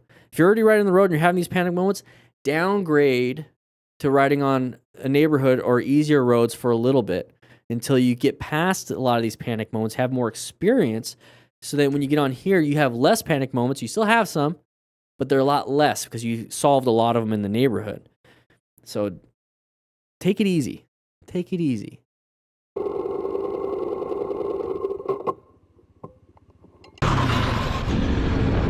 Well, he's obviously going to crash. Okay, what's happening here? Oh. Very easy. Nice little slow speed. Not a big deal. Thankfully, it wasn't big. I want to see his gloves. One second. I want to see his gloves. Gloves held up pretty good. Normally those things would be ripped up a little bit, even on a slow speed like that. But you can see just how like it's scratched up, right? It's scratched up. There's a little, I mean, some of this is probably wear and tear from riding, but I want to say that part right there that is highlighted got scratched up just right now. Just right now. Imagine if you didn't have any gloves. That's your flesh being scratched up. And man, that takes a while to heal. You need to use your hands for stuff. It takes a while to heal. So yeah, the glove got ripped off. Let's say it's $40 for a pair of gloves. You ripped up your glove. Oh man, I got to buy new gloves again. I would rather spend $40 on a brand new pair of gloves than to spend the next 2-3 weeks with like a torn up hand. I don't know. That's my take on that. Gloves did its job. You can have a ceremony for the gloves. Be like, thank you so much for protecting my hands, lefty. You can do whatever you want. Make it a celebration. It's like, thank you. You're retired. I'm retiring you now. You don't need to be in my glove no more. I don't know. Make it something. But it's better than like now I have scars all over my hands and nerve damage. Uh-oh. Yep, That's me. that's me. You're probably wondering how I ended up in this No. situation. I already know how you ended up here. You put a fart machine on your motorcycle.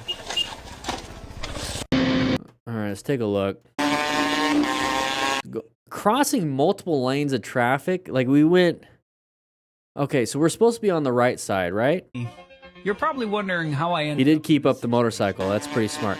So we're crossing multiple lanes of traffic. You probably did a left-handed turn, got into this side. Now I'm setting up for this sweet right-handed turn, so I'm going to be way over here, and I'm going to swerve, and I'm going to do this crazy outside, inside, on top, underneath, like whatever path of travel you want to do. You obviously can't do it. You can't make this turn. You did it all wrong. You went outside. Now you're going inside. You just hit the apex. The apex of a corner is you closest to the inside of that corner. That's what the apex is. The apex isn't like the middle of the corner. It's wherever you went closest to the corner. Now, if you hit your apex at the beginning of the corner, that's the closest you can get. So what's going to happen? You have a full upside on how far you can go out. So that's why when they say outside here, inside, middle of the corner, and you start to come outside on the outside of the corner, on the last part. He just went inside at the beginning of the corner. What's left? Outside? Outside. And now he has to go inside. So it's inside, outside, inside. That's backwards. So there's outside. So you did inside, outside, inside. You did it backwards, buddy. Slow it down. You shouldn't be doing this. This is a situation. Okay, what's happening here? Understand. Buddy's not paying attention. Here is probably just to avoid making things worse. Bro's definitely a Harley rider when he grows up.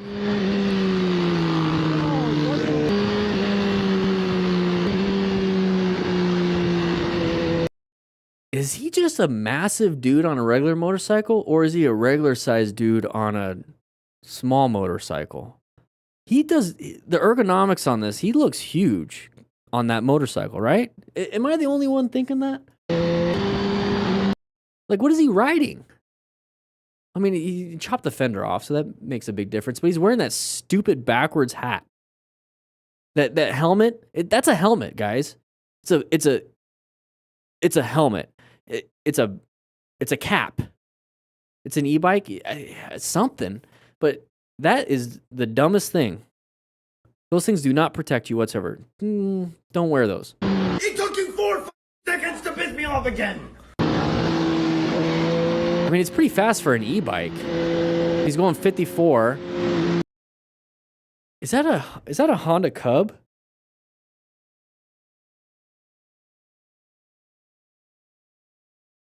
What is that thing?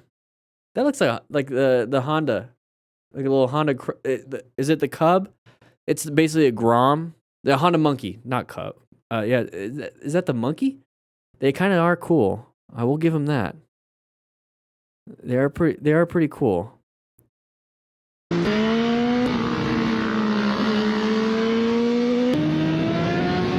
Yeah, this is a video that we just make fun of. Love being a black woman. This guy, he's got a sense of humor at least. All right. Yeah.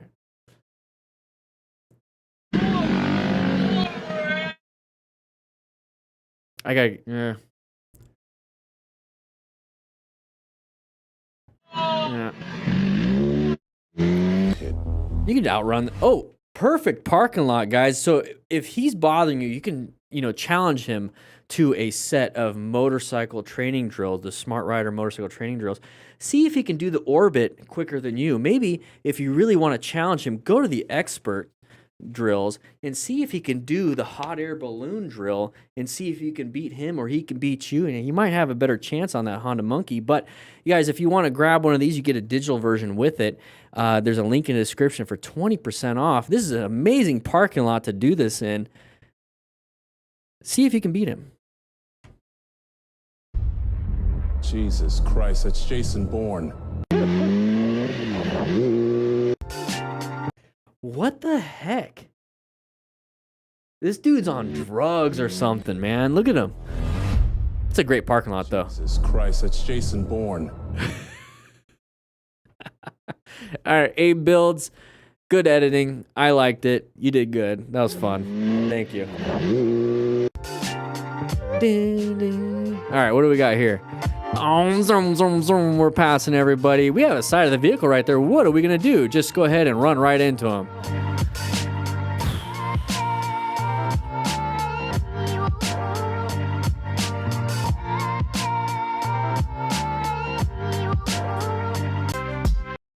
I don't know if he survived.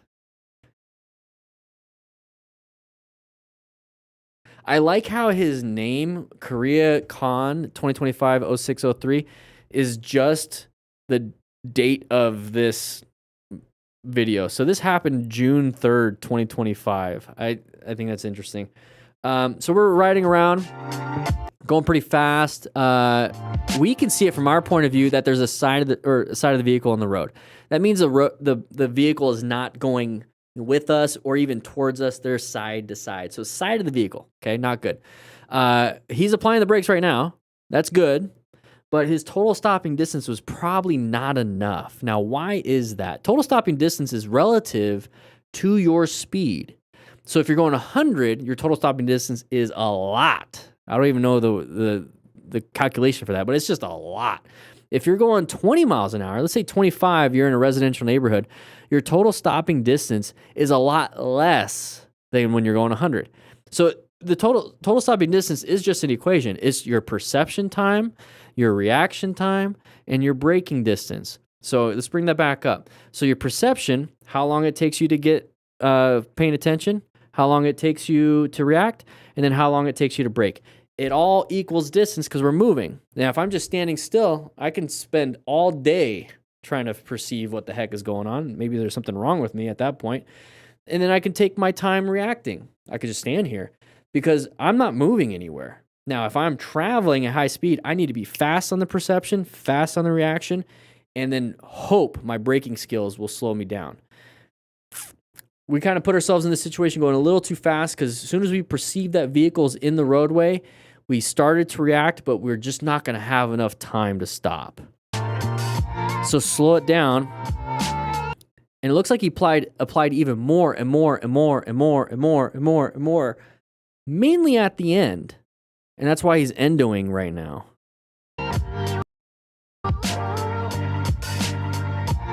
And he went up and over. He is ejected. I don't know if he's alive. And here we go. Somebody's coming out. We open lane patterned it. That person's being a D-bag. Kind of moved out of the way. Person decides to do that. Just go. Go. You don't need to talk to him. You don't need to hear what he has to say. He's going to win. That's called the law of gross tonnage. Usually when a bigger vehicle hits a smaller vehicle, the smaller vehicle loses. So when this big vehicle pops out and this little vehicle pops out, this big vehicle is going to win. So a secret, guys, go for the knees. Go for the knees. Nice little, bah. Nice little leg kick right to the side of the knee. Break the LCL, break a PCL, break the ACL, whatever it is you can do. Maybe slip a meniscus for them. Bah! Go for the knees. On the sides, because when you hit straight on the knee, that hurts. And one thing you can do is you can do like a front kick to the front of the knee. I'm only saying this because I'm also a little dude. I got to figure out how to take out some of these people. You're quicker.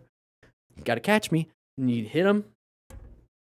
Don't stay close to close. You know, use their strength and their weight against them. There you go for the knees. Go for the knees. There you go. See how he fell? Oh, now he's just going to sit on you.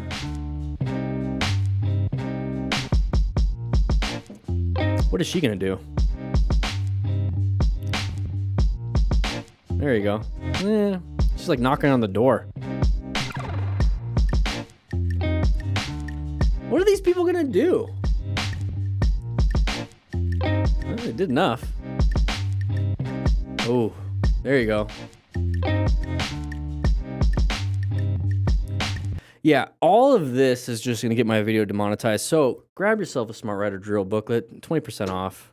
I just want to see what would happen here. The guy, when you get to this point, right here, and he stops, he has it in park. Don't wait for him to get out. As soon as you see him hit in park, emergency accelerate out. Get yourself out of there. You have the shoulder. You have an escape. Go. And then go through some neighborhoods if you need to. Don't get off the fight. There's no, the best fight is when you don't have one. I'd rather not have a fight than win a fight. Because no matter what, you're going to lose something. If you don't have a fight, you're not losing anything. Just get out of there. Just go. Just get out of there.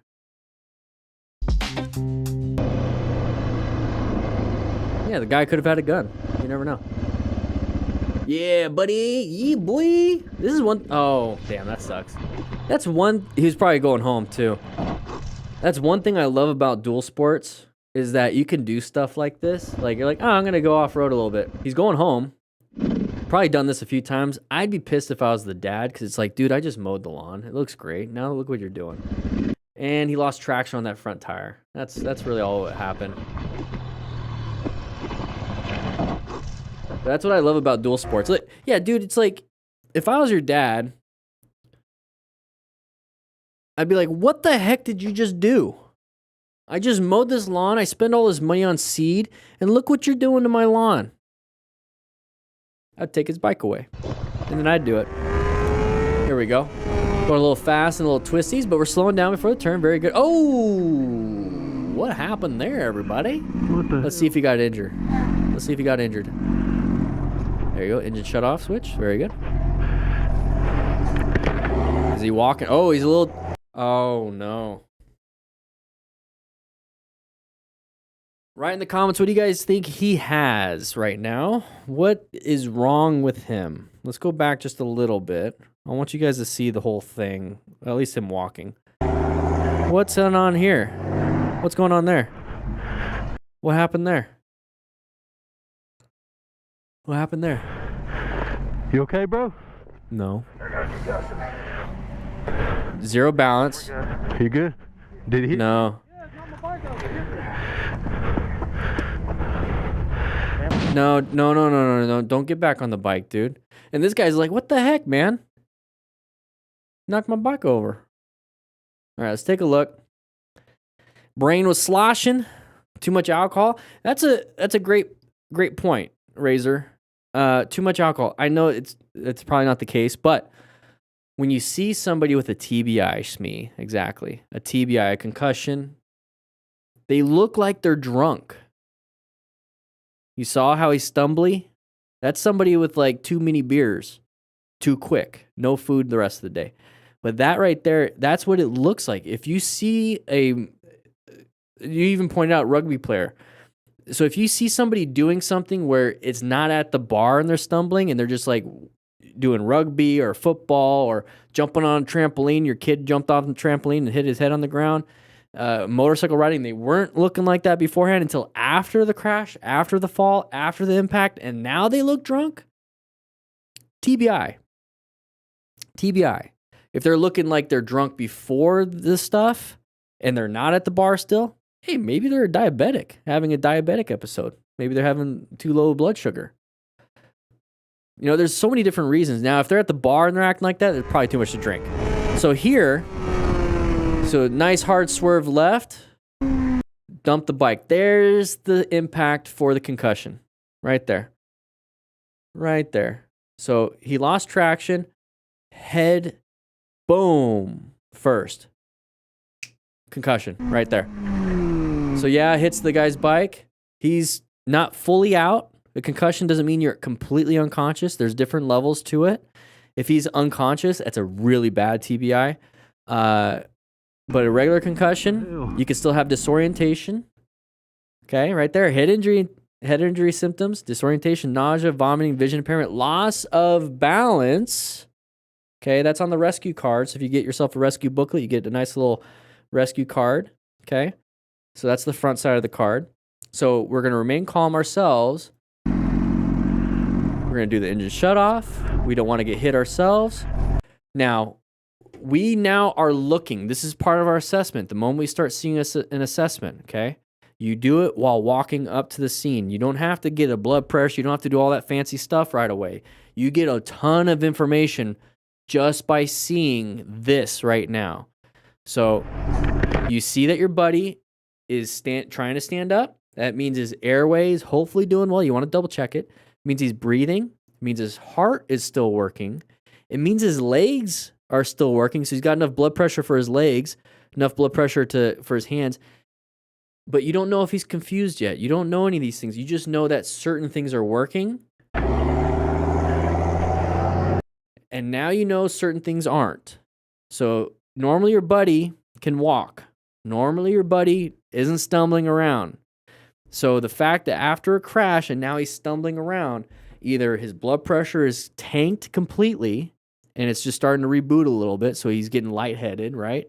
Or maybe the fact that he smacked his head super hard in a turn, possible concussion.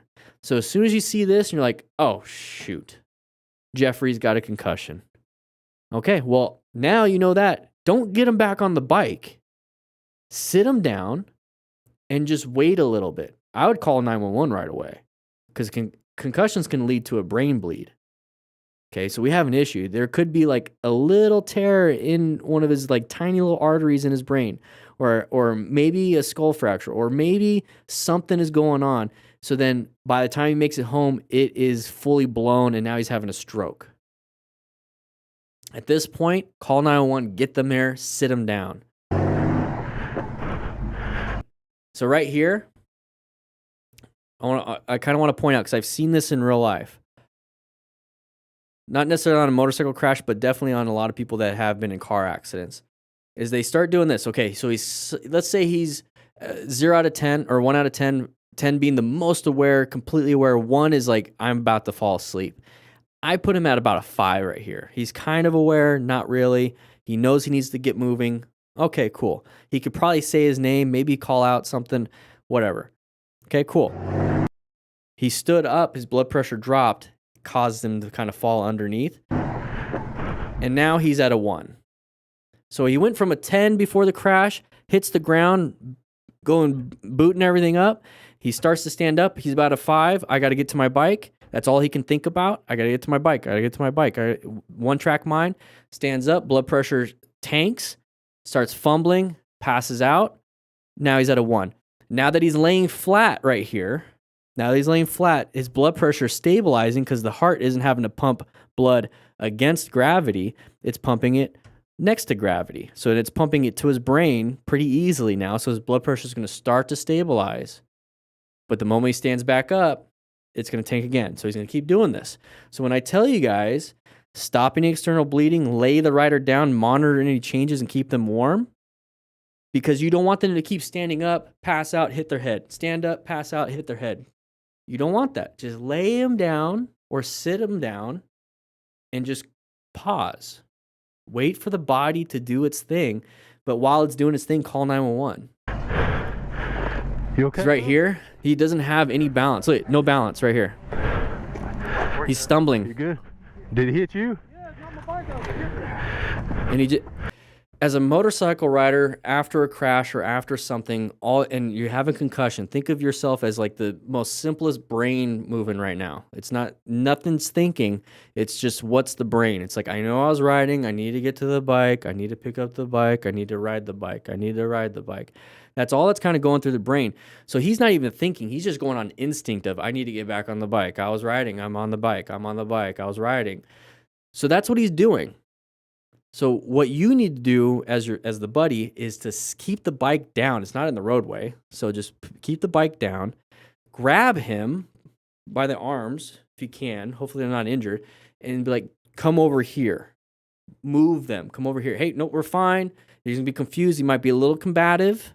He might be like, F you, Daniel. I want to ride. And it's like, hey, I care about you. We're going to sit down. Let's sit down real quick. We're going to take a break. We're going to get back on the bike. Another thing you can do is take the keys. Like if he's fighting you, take the keys. Just pull the keys out, put them in your pocket. He's confused already. Be like, dude, I don't know where the keys are. Until his brain comes back, be like, oh, I found your keys. That way you can't take off. Because he was just, look, he was about to get on.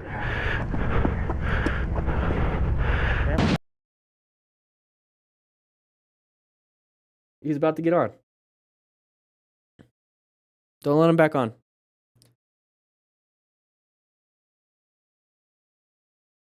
Let's take a look at the next one. All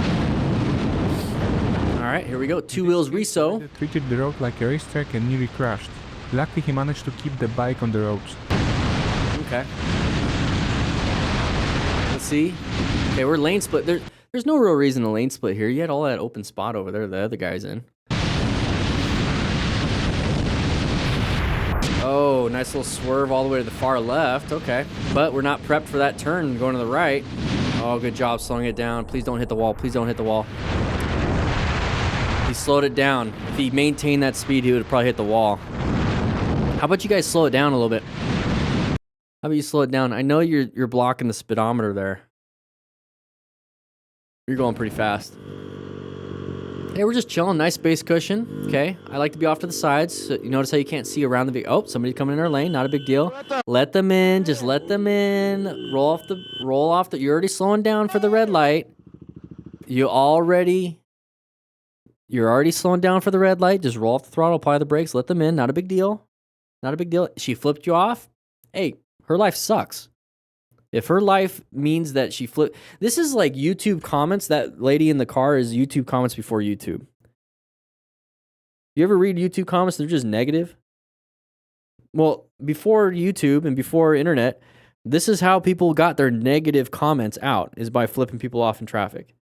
Now, one thing as a YouTuber that I've known, and somebody that's been on the internet for a very long time, is that the people that are doing that kind of stuff have a terrible life. Their life is so bad that it's spilling outside their normal bubble of life into the external part, which is everyone else in the world. That's how bad it is. They can't even... It's one thing to control their emotions here, flipping people off. It means they can't control their emotions in their personal life altogether. So it's pretty terrible. Now, when they do this to you and you get upset, you just entered their crap. So it's not about, oh, I got to defend myself. They flipped me off. I got to defend myself back. No, it's they acted like an idiot. You don't have to enter their crap. You don't have to. You don't have to. Let them keep your worlds separate. The only way you can keep your worlds separate from like this lady or terrible people on the internet is you don't participate. You don't participate in their world. They're not participating in yours. If you're going to be calm, collected, emotionally regulated, they're obviously not. They're not entering the calm, collected, regulated world. It means you have to enter their unregulated world. So don't enter it. Don't participate, because that's what they want you to do. And then they can fight you. They can be like, oh, he escalated, I get to escalate. And then he escalated, I get to escalate. It's... No! Just don't. Just don't. And if you do, be prepared to end it. Finish the job. If you ever get in a fight. Don't kill people. But like this part, no. Oh, let the top case fall. Yeah, good job. All right. So, all right. So his top case started falling off. So at this point, let it. Don't be like, oh crap, I need to protect it, and then now you crash the bike. I mean, the top case is the top case. Your bike is the bike, and you're on the bike, so you're important. So good job for him not panicking. It's like, oh, it fell. Okay, cool. I'll pick it up. I gotta find a safe place to park. So good job on that. It can happen.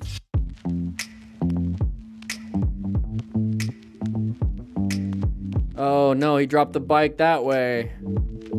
Hey, nice little flip of the leg. He's a little agile man. Look at him go. There you go. Oh, where are we at? He was speeding. He was speeding. Where is he at? Oh, what the heck is this? Is that AI? This is an AI video. This is an AI video. Uh-oh.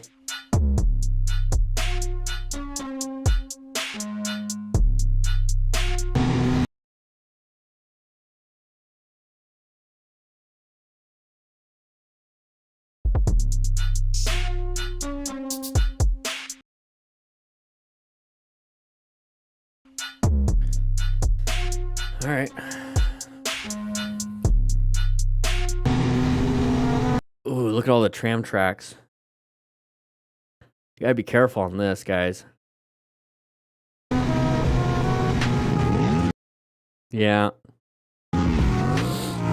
And here is a reminder of how dangerous truck jams can be and why it's always smart to be extra careful around them. I just said that, MotoStars. Now, how do we solve this? Don't ride next to them and try to cross them by riding on them and then getting across them. I really want you guys, if you're right here, you're riding, cut, and then ride. Try to go over them with purpose. Not, I'm going to cruise over them. Go over them with purpose. Okay? Don't just ride next to them. Yeah. And here is a reminder of how dangerous... Yeah. Hopefully he's fine. Doesn't have full gear. Oh, we gotta blur it out now. Come on, man. Come on, man. Oh. Is that blood on the ground?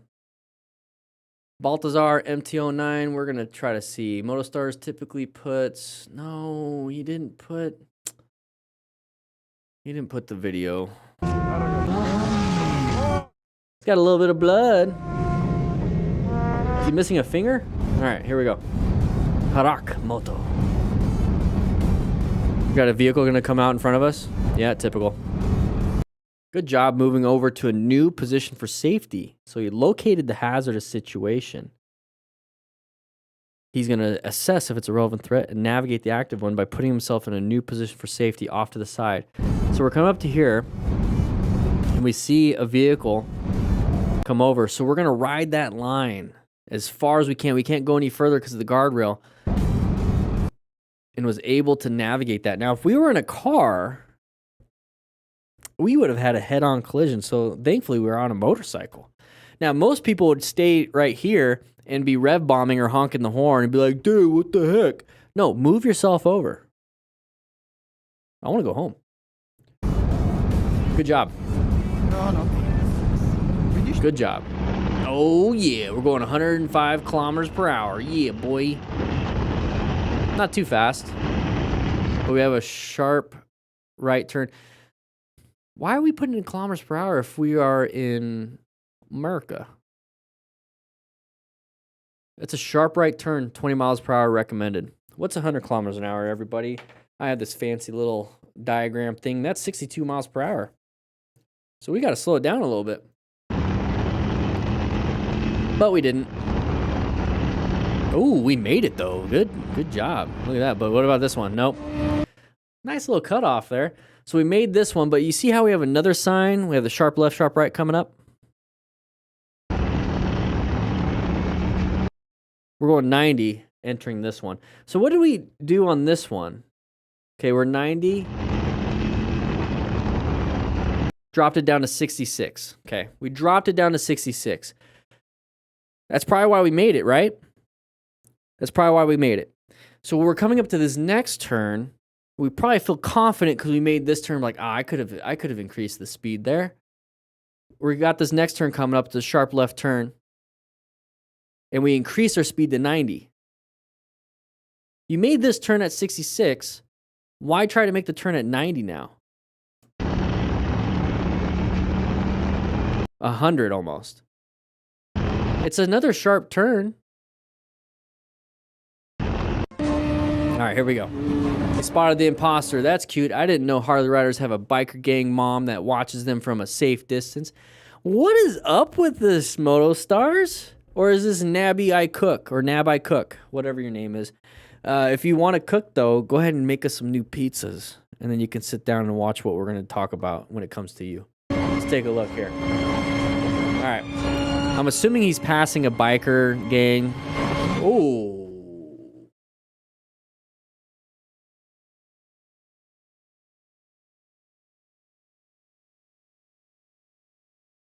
Oh. Let's go back a little bit.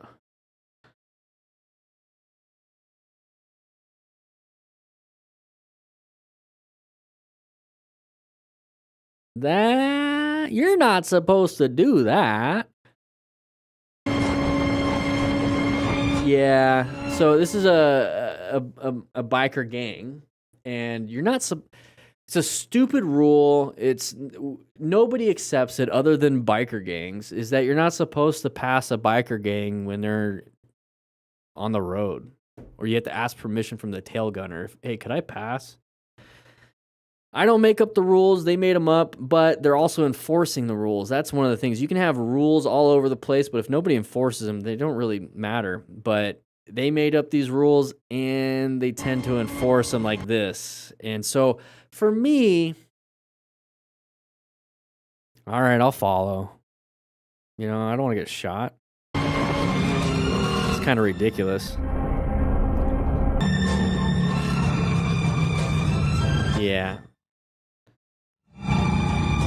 Yeah. What a D-bag. I hate people like that. Oh, we're not paying attention. Oh, you gotta check your pants after that one.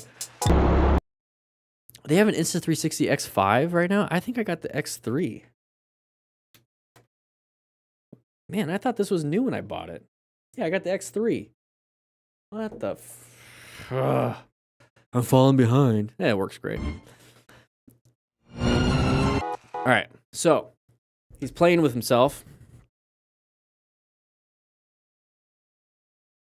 It's not what you want to be doing when you're riding a motorcycle. One, if you get caught by the cops, it's a different kind of charge. You won't be able to ride by a school anymore, and you're on a registry. But yeah, that's probably why he's not paying attention. And then we got super close, and there's the look of panic. Typically, this is when somebody smashes that front brake after they were smashing themselves, but smashing that front brake, and that's when they had to layer down. So a lot of people have to lay it down because they're not paying attention. And then last second, they, panic. So thankfully, nothing bad happened. And it didn't swerve into anybody, but it got super lucky. It's a lop. I like that. Look of panic. Yeah. Hey, don't play with yourselves when you're riding in a group. Andy trigger happy. Okay. Vehicle pulled out. That's scary. That sucks. I'm not going to say like that's not a big deal. That is a big deal. But what the thing you could be doing is moving over to the sides. Common sense, but you see these videos, guys. Not a lot of motorcycle riders have common sense. They tend to fight for the lane and rev bomb and honk the horn, use their high beams, pass beams, whatever it is, to force the vehicle back in their lane, but they're side by side with another vehicle. Honestly, guys, they would rather hit you than hit the vehicle right here, because it sounds bad. They care more about their vehicle than you. Care more about their property. So moving over to the side is all you can do, and hopefully they don't hit you.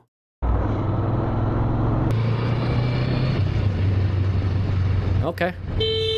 Yeah. Yeah. I want to see if they had a... you can't really tell if they had a yield sign. It almost looks like they're on the wrong side of the road. That looks like a road that we're supposed to like go right on. I don't know if they're on the right side, wrong side, but they decided to go. And that is a terrible turn. Let's say it's a two-way road. Let's say it's a two-way road. That is a terrible intersection. For one, this person, they should have a stop sign. So that's probably what was happening here. So they're supposed to have a stop sign here, right? Let's pretend there's a stop sign. They're supposed to stop because look at this crest of the hill right here. If you just plow through it, you're not going to be able to see anybody coming up around this corner. So if you're just going like this, you're going to get hit here. And if you don't even stop, you're going to get hit here. So this is a terrible intersection in terms of visibility. So there has to be a stop sign here. So this person definitely ran a stop sign. I can't see it. I can't tell. But if there isn't one, there should be one. It's a terrible spot. So good job on this guy for not panicking too hard. He slowed it down, let them in, flipped them off, do his thing. Oh no, this sucks.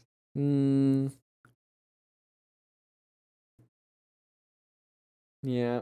This is why you have security footage. What the heck, dude? He probably thought it was just a regular bicycle that he hit, and he's like, I don't care about the bicycle. Hey, it's a Ring camera. I got one of those. If you have to park your bike on the street like this, have a camera in the window and keep that motion. Pay a little bit extra for that Ring camera subscription or whatever you want to do. That way it records, because that's what it was doing. That's what it was doing right here when it said person detected. So that's a recording. And it'll just keep recording, and you'll have some loops on that. And that way you can go back to the time of day that it happened and then get yourself a new bike. All right, here we go. 100, probably kilometers an hour. Definitely doesn't look like a Marco. Oh, a little wide. This is why I talk about going middle, middle, middle. So he's in the middle, very good. So that means we have space cushions to the left. We have space cushions to the right. Okay, just cruising, not a big deal. He kind of snuck out a little bit closer to the left. So we went middle, inside, and we'll probably go back to middle. But the reason why I like middle, middle, middle is that if somebody does this, you look where he's at now. Look where he's at now. He's back in the middle and avoided this. So if we just stayed middle, middle, middle, and we weren't paying attention, let's say we're just kind of zoned out, not paying attention, but we know enough to stay middle, middle, middle. If all of a sudden we look up and we see a car right here and we didn't do anything, we're still not hit. But if we ride no, not that part. If we ride inside, right? If we ride right here the whole time, we're just kind of zoned out. That vehicle hit us. And like I said, I like middle, middle, middle. That's just how I like to ride. So if you want to be like me, that's what I do. I'm just cruising. I'm not speeding. I'm relaxing. I don't have to do crazy body angles. So it's easy to do middle, middle, middle. And the reason why is because of this. We have vehicles that will cross the double yellow. And it keeps me away from road debris on the outside. So I'm in this perfect area. Now, Dan the fireman, what's the issue? There's all this oil in the middle. That's why they tell us never to be in the middle, because there's oil. There's not a ton of oil in the middle on a road unless you're at an intersection. So think about it. You're at an intersection, let's say for a minute. And let's say your car drips oil, and it drips 1 drop every 10 seconds. That's 6 drops at the intersection, just sitting there right at the intersection, right? Here's the crosswalk. Here's the vehicle right here. There's 1, 2, 3, 4, 5, 6. 6 drops. Multiply that by thousands of vehicles. So now you have drops and oil everywhere at the intersection. Here's the line. So you have all this. This is why you park off to the sides at intersections. Now, if you're dropping 1 drop every 10 seconds, just math, right? Okay, you're going to have a drop right here, and 10 seconds later, you're going to have a drop way up here, okay? Thousands of vehicles, right? You're going to have a drop right here, here, here, here, here, here, here, here. It's going to be so spread out. It's going to be so spread out compared to just one spot at an intersection where it's stopped. You're just going to have it all over at that one intersection, okay? So I'm not concerned about the middle of the road with oil. I'm concerned specifically about vehicles crossing the double yellow. I'm concerned specifically about road debris, which is pretty much going to be there all the time. So I'm going to just hang out in the middle. Because at the end of the day, what are you going to do? Outside, okay, we're going to be in the gravel. Inside, okay, we're going to be close to vehicles. And back to outside. That's what typical people do. So now you're back to gravel. I'm going to stay in the middle where there's none of that stuff. And if there's any road, like if there is like discoloration, like I see something there and it's in the middle, I'm just going to go ahead and adjust and go around it. It doesn't mean that I have to stay. It means that if I see something like a pothole or a manhole cover, well, then I'm just going to go like this. And go around it. Go around it. In the middle of the road. Oh, he's got a bicycle. Bicycle. Thought it was just a random Side of the vehicle. Watch what's in front of you. What's in front of you? Pay attention to what's in front of you. Justice. My name is Batman. I'm Justice. Pay attention. There's a road in the middle. Yeah, we're talking about the bike. There's a road and there's a car in the middle. Now, should the car not be in the middle? Why is it staying in the middle? I don't know. Maybe because there's a pedestrian crossing and it made a stupid judgment. Didn't see the pedestrian in the crosswalk until it was actually in our roadway. Okay, cool. Now we know why. But at the end of the day, they're still there and we're still cruising towards them. So just slow it down before you get to them. Let them out. Move on. There's no point in continuing. You see, that's why they're stopping, because they can't go because of the person in the crosswalk. Yeah, they should hang out right here instead of coming out and stopping right here, because they should been paying attention to this person, so they never should have went because of this person. So since they shouldn't have done that, I'm going to just go ahead and rev bomb and flip them off and get super close and hit them. What kind of logic do people run on? All right. What the hell? What the? All right, having some fun here. Looks like a track. I see tires, like on the wall. Yeah, it's a track. Oh, hey, little high side. Hey, we're on a track. Not too bad. There could have been oncoming traffic if it was on a mountain road. We have a nice little runoff. Despite a rough start with a high side on Friday, I managed to fix the bike, race through the weekend, and win all my battles, and even set a new personal best lap of 1 minute, 27 seconds and 64 milliseconds. Well, I love that. I love seeing success, so good job. I'm glad you fixed your bike and you won all the battles. Rather you be doing it here, dude. Rather you be doing it here than out on the... Oh. Yeah. I'm glad that you're riding safe. But with that said, hope you guys ride safe, be safe, grab yourself a slice of pizza, and get out of here. All right, there we go. I don't know. I feel like when I take a week off, like I don't know. I've had a good week. I went filming yesterday, so we got the Smart Rider training manual getting started. So those of you that are in here, 82 of you, 69 likes, nice. Been working on the Smart Rider training manual, so just so you guys can see, here's the streamlined version of it. So module 1, So I filmed this. It was 22 minutes. I filmed chapter 2, 3, and 4, and I started filming chapter 5. I got to this point, and then the camera died. So I'm going to redo all of chapter 5, and then we're going to ride in the neighborhood. So none of these you need cones, and then we're going to move on to module 2, where now we're going to talk fully about gear, because up here, I just wanted you to get the bare minimum to start practicing. But now we're going to go on to actual roads. So we're going to go from the neighborhood to the parking lot so that we have to actually go on a road with traffic.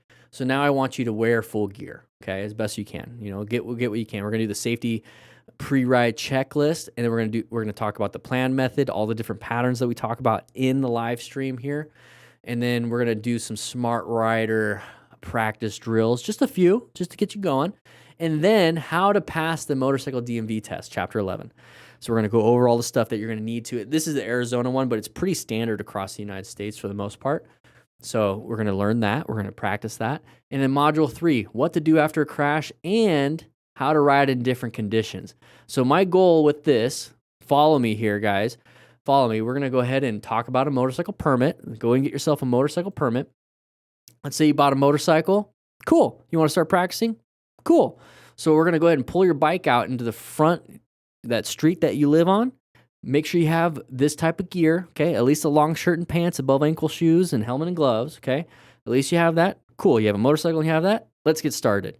So we're going to go over the primary controls, secondary controls, just the base knowledge. This isn't all the secondary controls. You have turn signals, high beams. You have all the different stuff, but just enough to get you going. And then we're going to talk about how to even start it up. So just real quick, how to start it up. This should only take right here, all of this, 10 minutes. That's it, 10 minutes to get you going. And then this right here, about 20 minutes of practice, 20, 30 minutes of practice. Okay, you're going to go up and down the street, do some U-turns, paddle walk, to start, because you're doing the friction zone a little bit, friction zone braking practice. You're doing that. Okay, now we're putting our feet up, doing some U-turns, just going up and down the street. We're not riding around. Up and down the street, do a U-turn. Then we're going to do some figure eights, okay? We're going to swerve to the left. We're going to do a right U-turn. So we're switching from left U-turns to right U-turns, right? And then once you get used to, hey, I'm on the street, I'm getting bored of the street, I can do this stuff on this, just on my street, up and down the street. How about I ride the neighborhood? Cool, we're going to ride the neighborhood. But while we're riding the neighborhood, we're going to practice shifting. We're going to practice emergency acceleration, progressive braking, emergency swerving, okay? So while we're riding in the neighborhood, we're going to practice that. Now let's say you're absolutely ready, okay? You're like, I'm bored of the neighborhood. I want to get out of the neighborhood. What do I do? Okay, first, before you leave the neighborhood, please go get yourself the rest of the gear, okay? Because now we got traffic. We got some crazy traffic, road. You see all the intersections we see in these videos. Okay, get some gear. And then let's go ahead and do a safety pre-ride check, okay? So state of mind, all that stuff. Make sure you're in the good state of mind. Make sure you understand the weather, what's going on, check your tires, all that stuff. Okay, cool. I need you to understand the plan method. I really need you to, because the moment you leave the neighborhood to go towards the parking lot, you have to ride that surface street. You need to know what's out there. Okay, let's give you a heads up what's out there. Here's the common patterns that you need to look for. Okay, hey, cool. We made it to the parking lot. Let's do some smart rider drills. Okay, we'll set it up. We'll do a beginner one, an easy one, a moderate one, and another moderate one. And if you really want to go crazy, let's do the rabbit ears. That's a hard one. Okay, the rabbit ears. If you guys don't know, here's the smart rider drills. Rabbit ears. It's one of my favorites, to be honest. I love the rabbit ears one. That's a fun one. So we're going to do that. Cool. Once you pass that, once you get through that, now let's practice for your endorsement test, because you already got your permit, so you can start riding. Permit's just the written test you take on the online typically, or you can go to the DMV and take it. Real simple. You get your permit, you can start practicing. You can't ride with a passenger, can't ride on the highways, you can't ride at night. There's some restrictions. And then here, all right, see you later, Smee. And then now it's like, okay, you pass all this, let's practice the DMV test stuff. We're in the parking lot, or you can ride back to the parking lot a different day, but we're going to practice the DMV test stuff. Now go get your endorsement. So you went from riding in the neighborhood, not knowing how to do stuff, you rode to a parking lot, you practiced. Now go get your endorsement. So now you can actually ride, at night. You can ride on the highway. You can ride with a passenger if you really want to. I don't recommend it. I want you to get better at this. But now you can actually start riding out there in the real world. Well, before you ride in the real world, I really want you to know what to do after a motorcycle crash. Just in case, you never know. You got full gear, you have the fundamental skills, right? As a smart rider, you just did this, just did this, you just did this. Now let's work on this. What do you do? Just the overview. Don't have to get a kit or anything. Just at least you know what to do. Cool. Now I'm going to show you how to ride in different conditions. City riding, highway, mountain, rain, and night. Okay, so just to give you some tips, it's all the same stuff as riding on regular roads. It's just now you have more traffic, higher speed, more curves, less traction, less visibility. That's it. Still the plan method, but all these different things. Now, what can you do after that? Because once you do this, hey, dude, you're done. You just keep practicing this over and over and over again. How you doing, my moto? Next steps, I want you to complete all the Smart Rider drills. There's 24 of them, okay? I want you to complete them all. And then I want you to take a Stop the Bleed course. Take a Stop the Bleed course. You're going to get a lot more information when it comes to rescue right here, okay? And then go out there and take an advanced course. I highly recommend taking an advanced course. You're going to learn trail braking, threshold braking. You're going to learn how to do some crazy body angles so you actually can make the turn safer. You're going to learn more about how to manipulate the bike to do what you want it to do. Not necessarily to do what you want it to do, which means to go faster. It means to do what you want to do so you can get yourself out of danger easier with better skills, okay? So take an advanced course. And then join a charity group ride. And the reason why I say that is because usually they're pretty chill. They're usually pretty chill. And I put DGR there because it's pretty chill. And that's going to teach you how to ride in a group in a staggered formation and be in more control. So these are like little like accomplishments and achievements that I want you to do after you learn how to ride up here. So once again, I'm not going to go explain the whole thing, but I'm working through something where, hey guys, if you want to take the MSF, highly recommend it. If you have your own bike and you're like, I'm nervous, I should take the MSF, well, this can get you going. This whole first part, all the way down to here, or even you can do module 1 through 1 and 2, and then you take the MSF, you're going to pass your MSF easy. Easy. And then you got your endorsement. Easy. Or there's no MSF near you, and all you have access to, you have a bike, or your buddy has a bike, and you want to start practicing, you can just do it all here. So first get your permit. Now you can go ahead and do all this. Do all this. You can do all this with a permit, with a permit, with a permit. And then once you get here, right before module 3, go take your MSF. Or not MSF, go take your endorsement. Take your endorsement test at the DMV. And then now you have a full license, and now you can do all of this. So now you don't even have to go to the MSF. That's the goal. But if you want to do this before taking the MSF, you're absolutely going to pass it. If you can't take the MSF or don't want to take the MSF, you're going to pass your endorsement test if you take this. And then on top of it, you're going to have more challenges to do afterwards to be a smart rider. Okay? So that's where I'm at. I just filmed chapter 2, 3, 4, and I got chapter 5, friction zone and braking practice, done.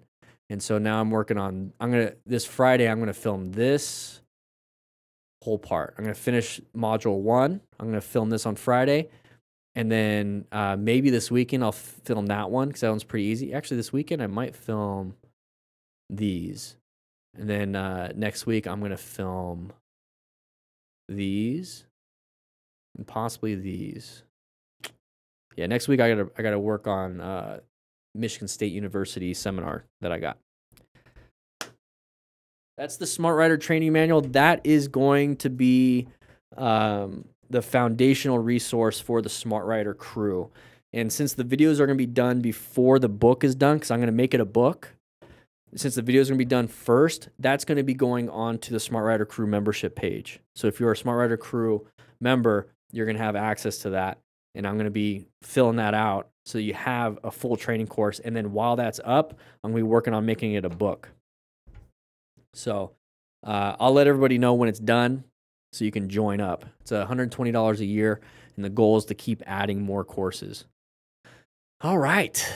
So we got one more video, and then I'm going to go for a nice long walk.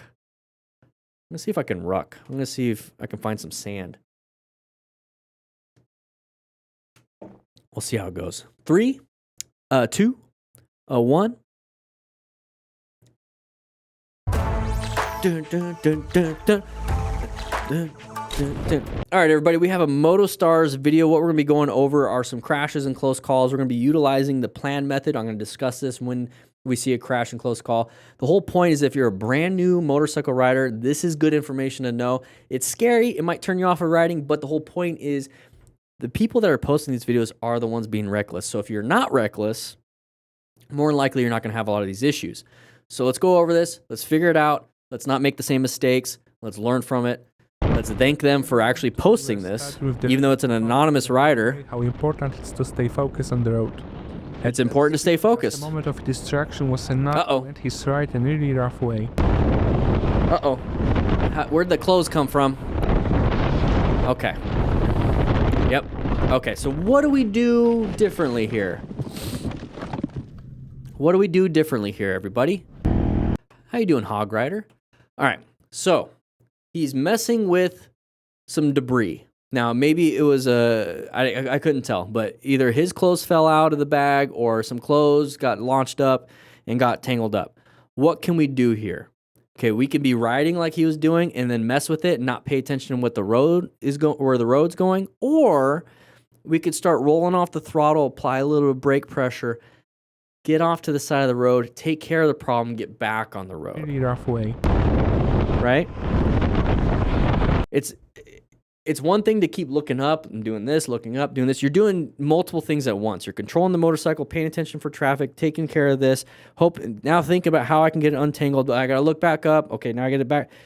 Just pull off, take care of it, go back on.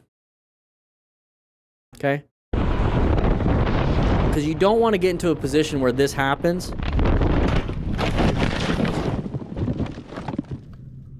That's all. Here we go. Having some fun on our supermotos. Yeah, boy. Whoa. Oh, Buddy's not going to make it, though. Oh, everyone didn't make it. Oh my god. Okay, so what happened here, everybody? Thankfully, he didn't get injured too bad. One of my friends came to the corner way too fast, hit the barrier, and came just 1 foot away from falling off the cliff. Easily the closest call we've ever had on a ride. Probably. All right, let's take a look.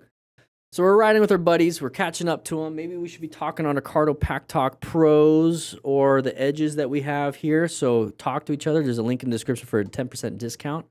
You can just talk to each other. Like, hey, you're going too fast. Hey, I'll catch up to you later. Hey, don't try to ride at their speed because they maybe have more skill than you. And now you're riding at their speed and their skill, but not your skill, and you're going to cause some issues. So first buddy took the turn a little bit too fast, started going a little wide, managed it. Us, though, because remember, rescue, we want to remain calm. It's perfect for other situations. So we see this, remain calm, continue your ride. Continue your ride. Don't ride like them. Don't focus on what they were just about to do. Go through the corner yourself. But we weren't paying attention. We were focused on what could have happened here, and we went towards it. Whatever you focus on is where you go. So if you're focusing on the guardrail, that's where you're going. If you're focusing on the road, that's where you're going. Buddy behind us did the same thing. Hit us, went up and over. Oh my god. Pay attention. Focus on your ride, not everyone else's. I like that one, Horovac. We got to make an acronym out of that one. Very lucky. Oh, geez. And she's annoyed. She's annoyed. All right, what happened here? What happened here, everybody? No. Let's go back. Let's go back. What happened here? Let's take a look. All right. First and foremost, she's using a Cardo Pack Talk Bold. It is an older model. She needs to upgrade to the Cardo Pack Talk Pro. Just kidding. She's lane filtering. Okay. There's some inherent risks. There's nothing wrong with lane filtering. It's just that when you do it, there's a time and place for it. And then when you do it, there's things that you do look for. And what you look for is vehicles stopping and creating a gap. Okay, why would vehicles stop and create a gap? Typically, to not block an intersection. Typically, to allow the flow of cross traffic through the intersection. So if you're lane filtering, you have to participate with that, or you're going to run into this issue. Which is going to be, thankfully, slow speed. You see a lot of people do this stuff, and they're going really fast, and now they're up and over and really badly injured. This one was slow speed, so good for her for doing slow speed, but walking away, your bike's still on the road. You're not injured. You don't need to run away. Just very angry. All right. What did I just say, guys? What did I just say? Please grab yourself a slice of pizza, sit down, pay attention, because we just talked about lane filtering at a high speed versus low speed. Let's take a look at this.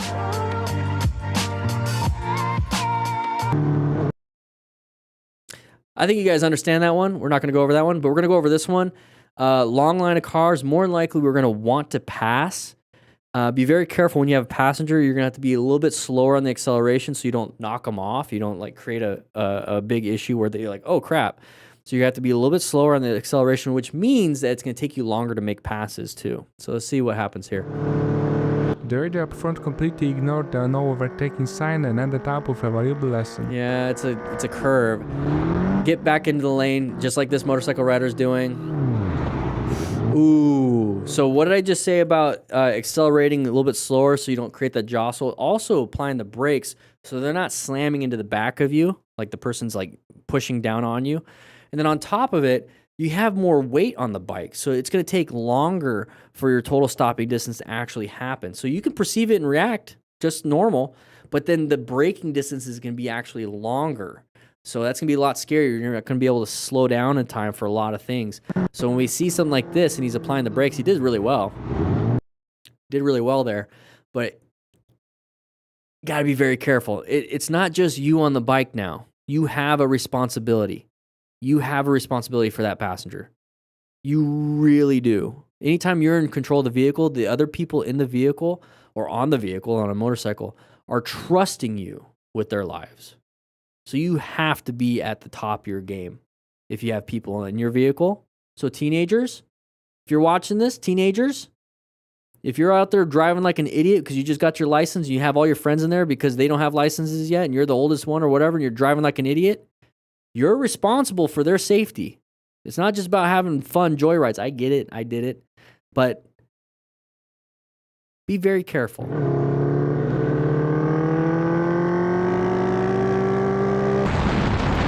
Yoink. Oh, his hand.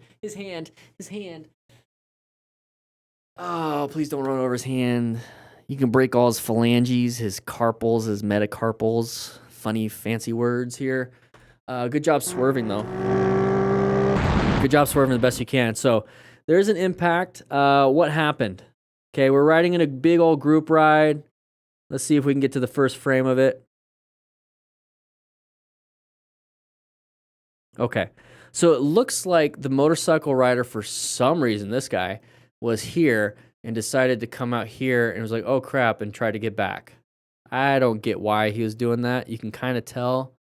You see how he was like going this way and then he tries to swing back? There's the impact. So we have probably left hand injuries right there just from the impact, and then maybe his right or his left knee. So now the bike is just completely discombobulated. That's a real physics term, by the way. And he's going to go and flip over and then hands down first. So gloves, very important. He's got motorcycle boots. That's really good. Regular jeans, not going to do much, especially when that left knee hits the ground or when it hit that vehicle. No impact protection. And there's the impact right into his face. So this is why you wear a full face helmet. Guys, as smart riders, we acquire and use personal protective equipment. So are you a smart rider? I hope so. So we're coming up to here, run over his hand. What do? How do we rescue them? Part of being a smart rider, once again, is rescuing motorcycle riders. We do have the rescue card that you can get when you get the rescue booklet. Links in the store. Also, if you really want to, we have Smart Rider motorcycle training drills. 24 drills that go on your phone, and there's a physical version. That's what it looks like on your phone. Let's get to that page. That's what it looks like on your phone. So you can practice in a parking lot, 10 cones, 5 tennis balls cut in half, have fun. Link in the description for 20% off. Practice your slow speed stuff, get better. He crashed. Talking on his cardos, there's a link in the description for that one for 10% off if you want that. Let's take a look and see what happened to our buddy. Hopefully he's not broken. No. Please play more. Please don't cut it off, MotoStars. Dude. I slotted that right through you. Holy He's doing fine. His hands, maybe he didn't run over his hand. Very good. Yeah, he said he's That's an expensive bike. all right. Alright. I'm in nerve. You want me to look at anything? All right. Good swerve. Good back. Good back. There you go. There you go. There you go. There you go. There you go. Good. No. That was good, dude. That was good. That was good. Let's see. Let's take a look. Yeah, Jaws, I'm trying to sell stuff because it pays the bills. I'm going to leave that into this video too. So anyways, we're coming up to here and we have an intersection. So planning your ride, right? So we're in a position for safety. We're in the middle. We're fine. We're good. Sun's at our back, so sun's in their eyes. We're locating a hazardous situation. So there is an intersection right here. Intersections and corners are hazardous to motorcycle riders. That's where most crashes happen. So if that's where most crashes happen, let's be a little more aware in those situations. Let's bring this back up. Now we have to assess if there's any relevant threats. The car parked on the side of the road, not a threat. Vehicle in the left turn lane, not a threat yet. Possibly though, because that means their intention is to turn left. Now they're not an active threat until they start turning in front of us. That's when we have to navigate ourselves into another position for safety, which means a swerve, which means an emergency accelerate, which means an emergency braking. You got to pick one. You can't just keep going in the same path or you're going to collide. So good job on him. See, as soon as that person came out, he's going to accelerate a little bit and he's going to swerve hard. When I tell you guys to swerve hard, I mean swerve hard. Not just like I'm going to swerve one little spot into my lane like right here. No, he swerved completely out of the way. Very good. He could have chose left. He didn't have to choose right, but he chose an escape. And that's good. You got to make a choice. Make a choice. So he did it. Idiot. Now, when you're here, I don't want you guys looking back and being like, F you, buddy. F you. Because look what's in front of us. We have trash cans, we have parked vehicles, because now we swerved into the parking area, basically, of the road. So now we have to swerve back on the road. It's not just one swerve, it's 2 swerves, okay? Finish it off. That's what she said. So now we get back here, and we're good to go. Now we're in a brand new position for safety, a brand new one. And we start the process over again. We locate, assess, locate, assess. Navigate into a new position constantly. Go. Keep going.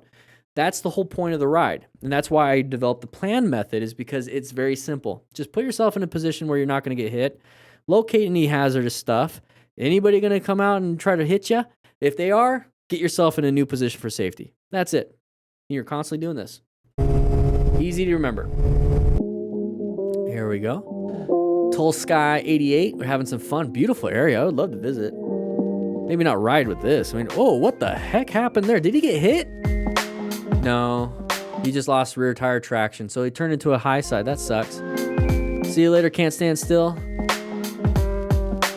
Yeah, a little high side, so impact to the shoulder, wear motorcycle gear. Look at the road here. Not too bad. I've seen worse, but you got to be careful with potholes. And also, this is one thing I really like about having my phone on the GPS. And yes, I'm going to go ahead and plug another thing that I got going on. I got a rock form mount, okay? So it hooks into the bike right there. I have my GPS. I like the little magnet, little sport clip here. I'm going to go ahead and set this against my computer because it's magnetic and just let it sit. So I like having the GPS here because look at this. You see like a motorcycle GPS. You notice how you can't see anything over here or over here?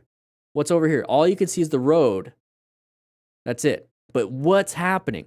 Well, here on the GPS, it shows that you're coming up to a merge area. So we're coming up to a merge area. You can't even tell it's a merge area, really. But the merge area shows up here. So when you're just riding, having fun, you're looking over here, take a quick glance. Oh, cool. Take a quick glance here and focus on that. But you see that there's something coming up.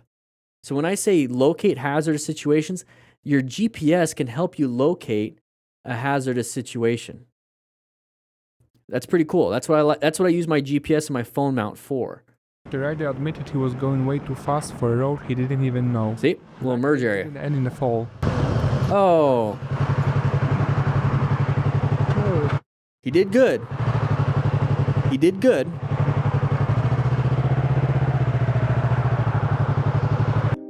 He did good. He did good. We normally talk badly, not badly, but we normally kind of criticize. There you go. We criticize people on this channel for the most part because it does help out when it comes to figuring out what happened. Okay, you have to be critical of it, but let's go ahead and dive into a little bit of positive here. So the critical part here is, hey, slow it down. Okay, slow it down. It's a sharp turn. You see it on the GPS. It's a sharp turn. Okay, so but we didn't slow it down. Luckily, it didn't end in a. Okay, so we didn't slow it down. We're going a little too wide. We're panicking a little bit, but the skill of straighten the handlebars and the bike upright and apply really good progressive brake pressure while you still have road. He did really good there. So stands it upright, applying progressive brake pressure. Those, honestly, that front brake, dude, that looks like you might need to check your brake lines on that one. You're squeezing it all the way. Maybe he has it adjusted. Either way. So he's good progressive brake pressure, straightened up, pulled in the clutch and the front brake. So we're doing both. Maybe give it a little bit of rear brake. We're standing it up. But you notice how he's going pretty fast. And then by the time he gets to the right here, he's barely going anything, which is going to help him balance the bike when he does hit this bump. Thankfully, there's no guardrail or oncoming traffic. But still, he was able to slow it down enough to where that's the worst that happened. We typically see people panic, slam that front brake, lay the bike down, start tumbling at high speed across the grass, getting hurt. So he did do good with the emergency stuff. He didn't do the best when it came to this part. He did great when it came to the emergency stuff. And as a beginner rider, you're going to make mistakes on this part a lot. He didn't. That's why it's so important to understand how to stop safely, because you might run into this situation. This part takes experience to understand how to get through these things.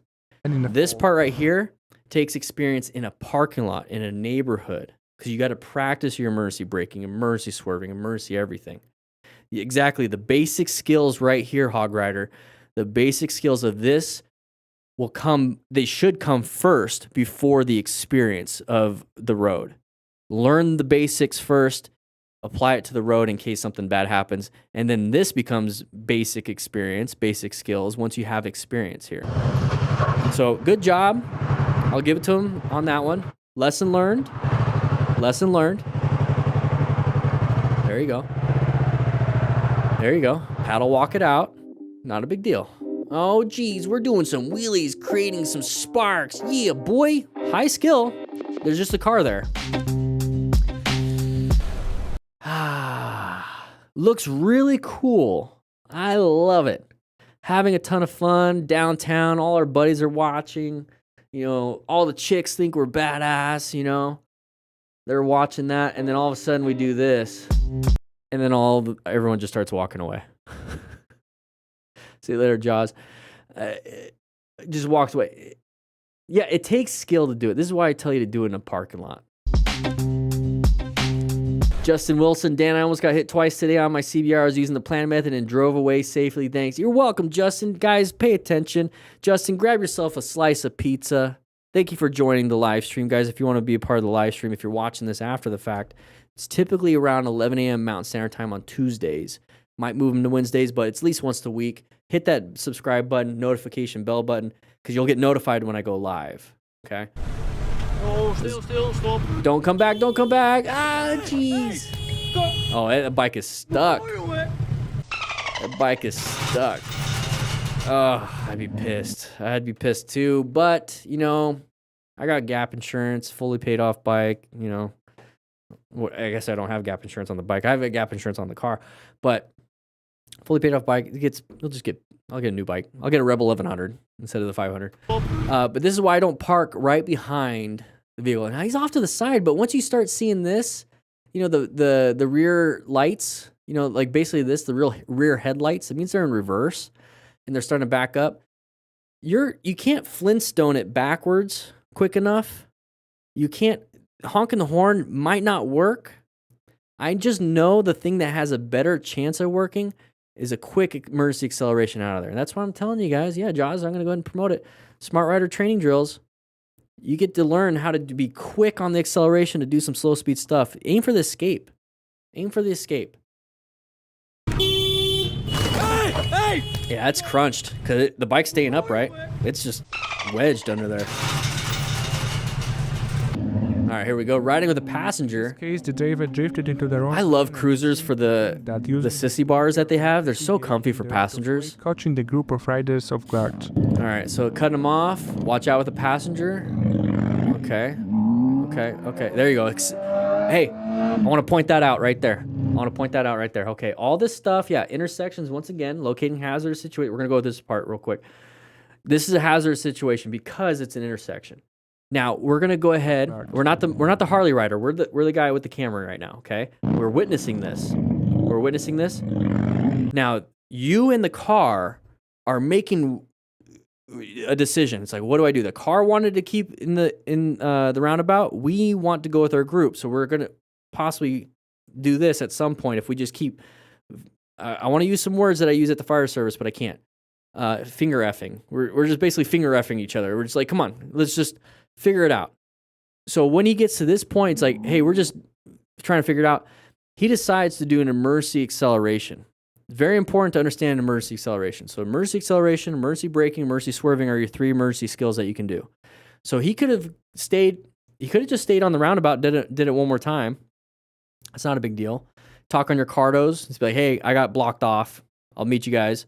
Or he can emergency accelerate out. Or he could swerve into this part and then go really fast. But that's oncoming traffic. I think that's oncoming traffic. But he could do that. So there's a lot of different options. But he chose emergency acceleration. You typically don't see emergency acceleration a lot. So this is a good example of what it looks like. Because that is a tool that you guys have. Because we're on bikes. We're faster than cars for the most part. At least on the acceleration part. There it is. Get back to speed. Very good. Just chill. Just chill. Yeah, you guys seen that. Talking on his cardo. That's what I love about him. All right, here we go. Nice little camera angle. What do we got? Oh, no. All right, so what happened there? We had to layer down. Let's take a look. Okay, right here. Let's get to the frame. All right, right here. Okay, very cool. Sorry, I had some mucus in my nose. All right, so the white car applied the brakes really hard. Or not even really hard, just applied the brakes. And then the scooter person, I was getting there, my moto. I was getting there. The scooter person then had to apply the brakes really hard because they're so close. So exactly, not enough distance. We did not create a space cushion between ourselves and the white car. We're talking about the scooter person in the white car. Not enough space. Because when you have such little space, you have to make quick adjustments, like quick brakes, quick swerves, quick acceleration, really quick. When you have space like this person does, you can just apply the brakes pretty easy because you have a space. So if you're riding this close to a car in front of you and they apply the brakes, it's going to cause a panic. So how do we remove the panic out of our scenario? Create a space so that it doesn't create a panic, which doesn't create a panic response. It creates a regular, skilled response of progressive braking. So maintain a space. See how immediately slam the brakes? Now, why did the person fall down if they just applied the brakes? Well, it's not a big deal, Dan. I apply the brakes all the time. I don't fall down. Well, when you slam the front brake, it can lock up the tire unless you have ABS. And even then, I wouldn't trust ABS fully. But it locks up the front tire. And since the front tire isn't spinning and moving, it's just sliding. Well, if it's sliding, it can slide any way it wants. It can slide down. It could slide straight. It could slide whatever. And so if your handlebar's a little bit turned, it's going to slide that way. So our handlebars were probably turned a little bit to the right. It doesn't take much. Slam the brakes, start sliding to the right, fell down to the right. So that's the problem with slamming the brake. And that's why you do progressive braking, but you need a little bit of time to give it a little bit, more. You need a little bit of that space cushion for that total stopping distance. See? And then look at the ankle, right ankle. This is why as smart riders, we acquire and use personal protective equipment. We're going to watch that part again. I want you to see the moment the brake light applied, because it's quick, it immediately fell down because we lost traction on that front tire. And then think of the after effects of, oh, now the ankle. Now our right knee got injured. Now our hands are injured. Now our head got hit. That's why we wear full gear, just in case we make a mistake. And doink. And that's a beginner mistake. That's why we practice in a neighborhood for a while and practice our emergency braking.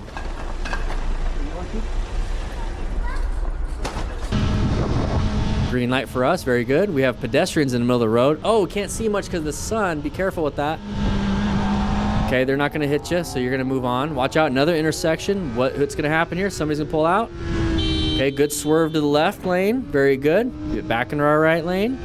Very cool. We got brake lights up ahead, kind of getting boxed in, create a space. Okay.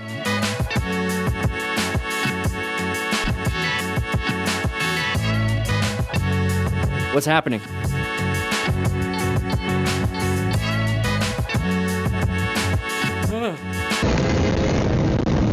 All right. This right. I think from now on, whenever he plays that music, I'm not even going to watch the video. I'm just going to dance. All right. All right, moving on. He wasn't happy at all with the driver. What do we got here? His reaction didn't sit well with the driver either, who quickly decided to give it back.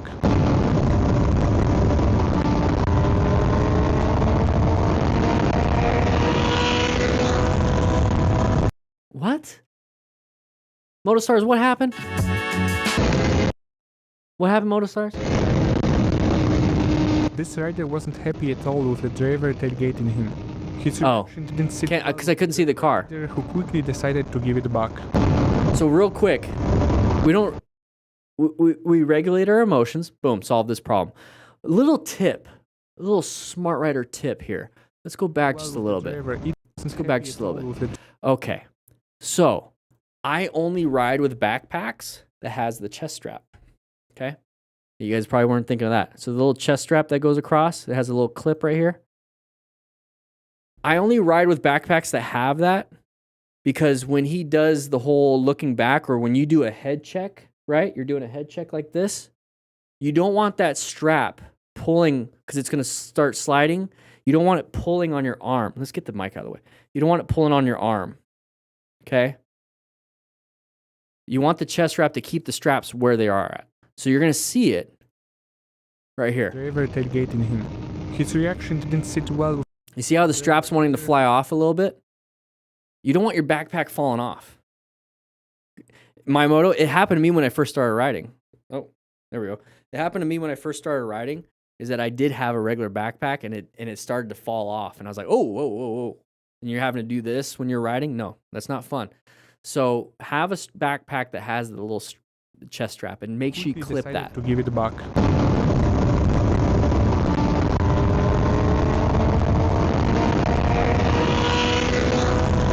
So of course I have a green backpack. So I have a backpacking backpack. You see my cones right there. But this is my filming backpack, so I have like my tripod and everything in there. Very big. But it has a chest strap. Right here. It has a chest strap. So I don't have that issue at all. Let's put that over here. And I carry a big backpack with a lot of weight. There's like 30 pounds of gear in there. So camera equipment, tripods, 2 tripods, all the cones, everything I need, a bunch of extra stuff, extra batteries, all that stuff. And it stays because of that.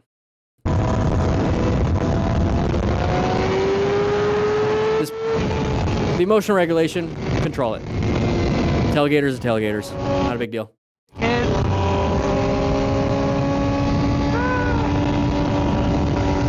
Just don't antagonize it. Don't be flipping people off. Just be like, kind of ignore it for the most part. Or let them in front.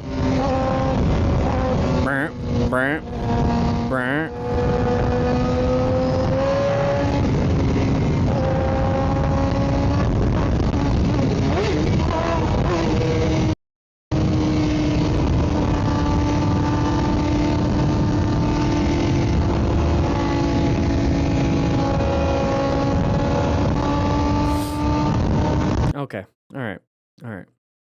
Thank you. Jeez. Morning ride, Big Island. Ha. All right. Oh, ride her down. Ride her down. He's using a Cardo Pack Talk. I can see that. All right, so what do? We're trying to rescue. Okay, we remain calm. Very good. Ensure on safety. Pulled off the side. Very good. Now, if that person has any major bleeds, we need to be able to stop that with direct pressure, tourniquet, or even packing the wound. And then you want to quickly assess the severity. So does he have a head injury symptoms, spinal cord injury? Basically, the only thing you could do is lay him down, keep them warm. Don't let them ride. All right, don't try to defend them. Yeah, get off the fucking road then, you don't. Well, then I'm just not going to watch your video. How about that? Just not going to watch your video. I'm not gonna say it. Illegally working there. Nope. Uh-oh. Uh-oh. Uh-oh. Stay away from it. Stay away from it. I get it. It's kind of fun. A little intrusive thoughts. Hey, got it, though. Pretty cool. Because you don't want it... See, now you're putting yourself in a dangerous spot. You don't want it wrapped in your vehicle. Just pull up. Like, speed up. Don't try to grab it back there. Speed up if you really want to grab it, and then grab it right here. Okay? Or just ignore it. It is what it is. Wait till you come to a stop, because now you have it all over your bike. It can get tangled up in your grips.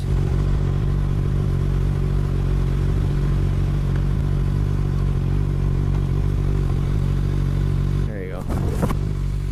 He's got that camera way up front, as you can tell. He's got that 360 camera. All right, cool. Very good. Here we go. We're riding around. What do we got? We're merging onto the highway, so watch out for anybody wanting to hit you accidentally or so. Oh, jeez. Slow down. Apply the brakes. Apply the brakes. You don't know if they're going to lose control and you're going to run into them. Very good. Get away from them. They're okay. It was just a fender bender. Scary, but get away. You don't want to get hit. Okay, there's me. Okay, left-handed turn, intersection. Remember, plan our ride. Pay attention. What's going on? Hazardous area. Anybody gonna be a threat? Okay, traffic light is out. Ooh, you gotta be careful. You gotta really be cautious when you're gonna be crossing traffic and doing all that stuff because you got this vehicle right here. Oh, you're lucky they swerved out of your way. You and your passenger would be DED dead. With a badge. Okay, the good cop. Did you take it in disrespect if I went through there? Appreciate you, man. Let's get Aaron's reaction. Really, you're not supposed to put lanes out. Why do you have to add the a-hole part, cop? You're not supposed to put lanes out. Why, lady, why'd you have to add that part in there? All right. Oh, did you see that? Really, you're not supposed to put lanes out. You see that? There it is. Sharp left turn, basically a U-turn, recommended 15 miles per hour. I don't think we're going anywhere near 15, maybe not even 30. We're probably going like 60. Let's see if he low sides everybody.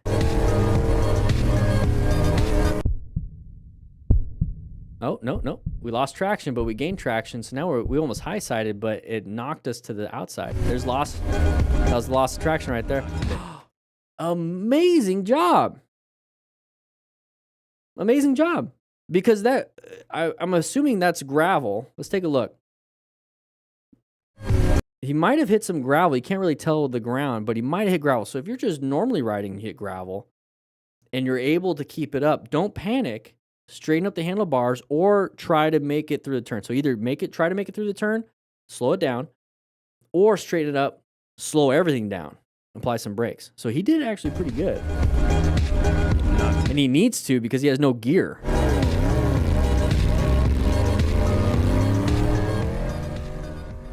And he didn't learn his lesson. All right. Uh-oh. Is he mad? Is he going to be mad? Oh, he's cutting us off. He did do it on purpose. He's letting his buddies pass. Motorcycle gangs are dumb. Don't worry about it. Now you have a fun story. All right, here we go. Beep, beep, beep, beep. They're honking because you're doing this. They're honking because of that. Don't do that. All right, moving on. Sharp left turn, made it through. We have the side of the vehicle. Slow it down, slow it down. Very good. Now accelerate out of there. Very good. Good job. It's basically practice of you're practicing your progressive brake pressure. You're practicing your downshifting in an emergency situation right after a corner. And then now you're also practicing accelerating out of there because you don't want vehicles behind you to hit you. So you're accelerating yourself out of there. And so now you're practicing shifting back up and your friction zone and everything. I look at it as practice. Yes, it's scary, close calls, but that's the whole point is that when you're getting to here and you see that side of the vehicle, you're also now practicing your perception. And you're also practicing, like I said, you're braking, you're slowing down, you're practicing all the safe maneuvers that you need to be practicing. So I look at it as a great opportunity, especially if nothing bad happens, that we learned, okay? We learned.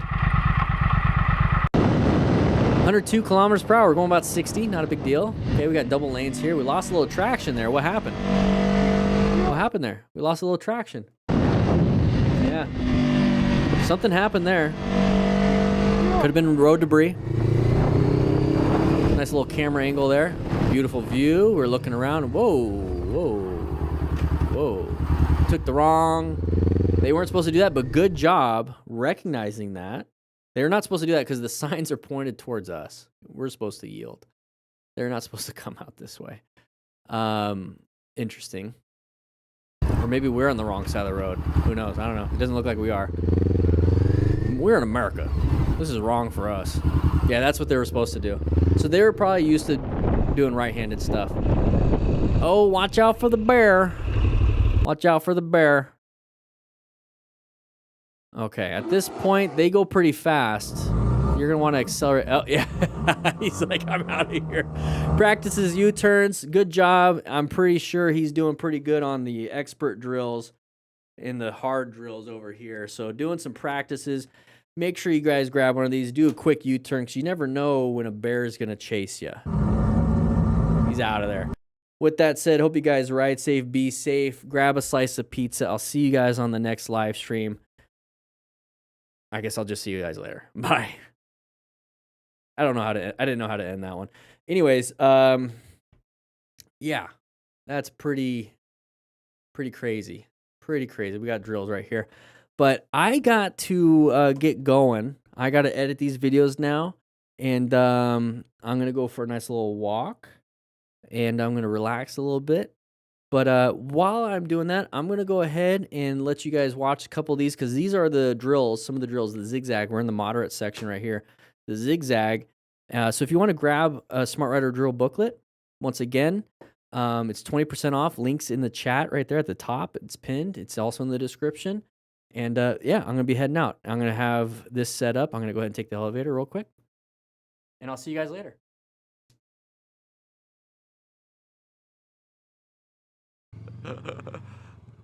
Hey, we're getting into harder ones. Just wait until we get to hard and expert. Oh my geez. There we go. There we go. 16.61. I forgot if that's better or not, but that was for time. And now we're going to jump into the next one. The kidney. Now the kidney, it's going to be fun. It's basically a straight line weave with some turns. So let's go ahead and familiarize. We're going to have to go all the way to these last cones, all the way around. And then we're going to have to go wide on this part because it's pretty much a 360. And then we have to go around everything again and do the same thing for these. So nice and wide, counterweight.